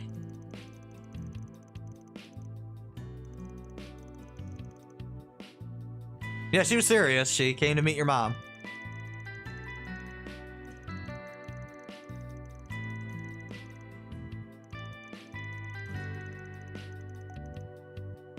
I like how they, like, immediately, you know, stand up for him that, hey, no, he really did. He really is, like, actually helpful and a good kid. You know, he may act all edgy and shit, but he's actually a good guy. He's like an embarrassed teenager now. I just realized he's probably the tallest guy in this room. That's funny, Eddie. He, like, towers over Briselia. Wow. We're just getting to the good stuff. Yeah, maybe next time. I hope I was like, of assistance. but I want to see this awkward conversation between whatever relationship Briselia has with Eddie. I think it's more siblingly, because they seem to be quite far apart in age, but it's hard to tell. I mean, maybe she's older than she looks. I don't know. I don't think there's any, like, information about her age. Unfortunately, the wiki doesn't have a lot of entries for the NPCs of Calvard Arc, unfortunately. Like, you look at, like, Sky and Crossbell Arcs and Cold Steel Arcs, and the wiki has, like, entries for almost every NPC, and then you get to Calvard and it's just, like, barren. It kind of sucks. Like, I wish the wiki had, like, more stuff on the NPCs. That's a wonderful woman. Yeah, okay. I needn't worry about his influence on the young list. Yeah, so obviously that's why Rumsfeld wanted to meet his mom.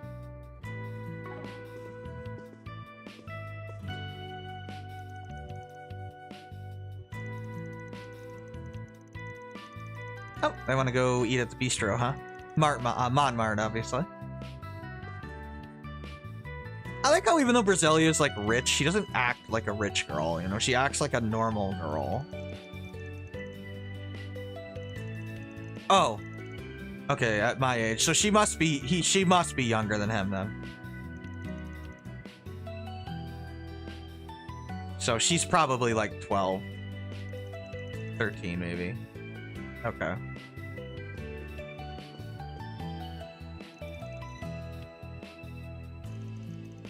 I forgot that line. I mean, he's not that much older than her, so... You know, their friendship is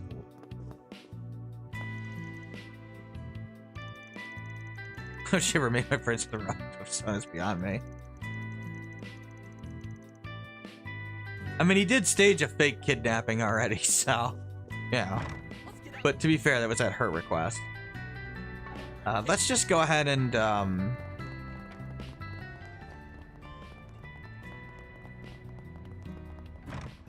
I guess it's all, maybe it's all Nadia music that's in the background that we've been hearing.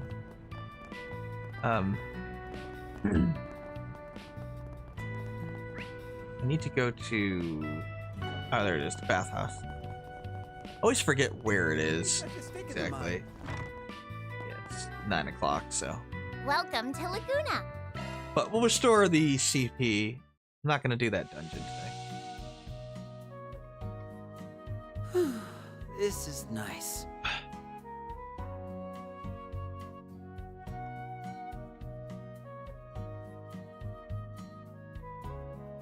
I'm burning up in here. Can I leave already? I like how Nadia is the only character that just this all day, hates the every sauna. Just like hates it. Get warmed up enough? Every other character is just like, oh, this is so nice, so awesome. And Nadia's just like, this sucks. I don't know why she hates it. Like, you think she'd love it with like how lazy she is, but no, she just like genuinely hates it. Announced major vehicle modifications ahead of the finals in a bid to come out on top. All eyes are on their Central Eastern star racer, Aslan, who entered the scene as a promising new rival for the current champion, Maxim Lugan. Oh, it's the same radio thing. Okay. I was wondering if it was a little different, but no, it's not. I guess we'll use the, did I already use the? I guess I did. Let's just see if I can cook the, you can cook here, right? Yeah, okay. Let's cook the food. Nothing like a home-cooked meal. Sweet eclair. Aren't you proud of me? Huh? Huh? Well, I can try. You can never fail cooking All in right, this game. It's done.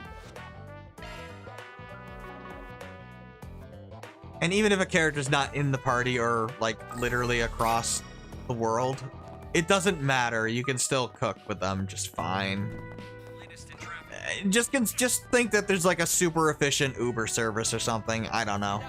Don't worry about it. I don't worry about it, so you shouldn't worry about it. It is funny though, just to imagine like you cook something with Katra, he's like halfway across the country, he's like, guys, I'll be back. I gotta drive this over real quick. Borrows Van's like Knight Rider. Goes like 1,000 miles an hour. This tastes great. Yeah. Wow, this is incredible. Okay, there we go. Got strength plus 8. Yeah, that's to everyone, even party members that you don't even have yet, so. Pretty useful. It helps a lot. Like, it'll really, really add up.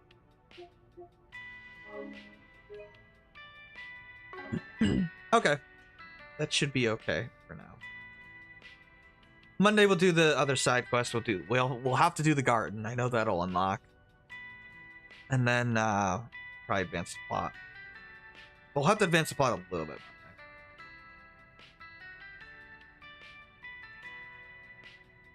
A lot of people are playing where?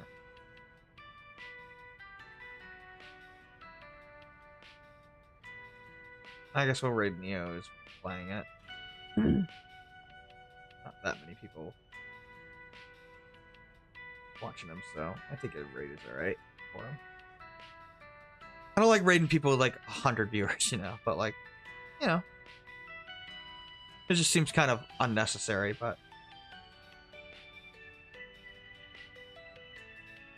we can do this. This game does look interesting. Like, I've been trying to get a physical copy of it, but like, this hasn't been able to find it, unfortunately.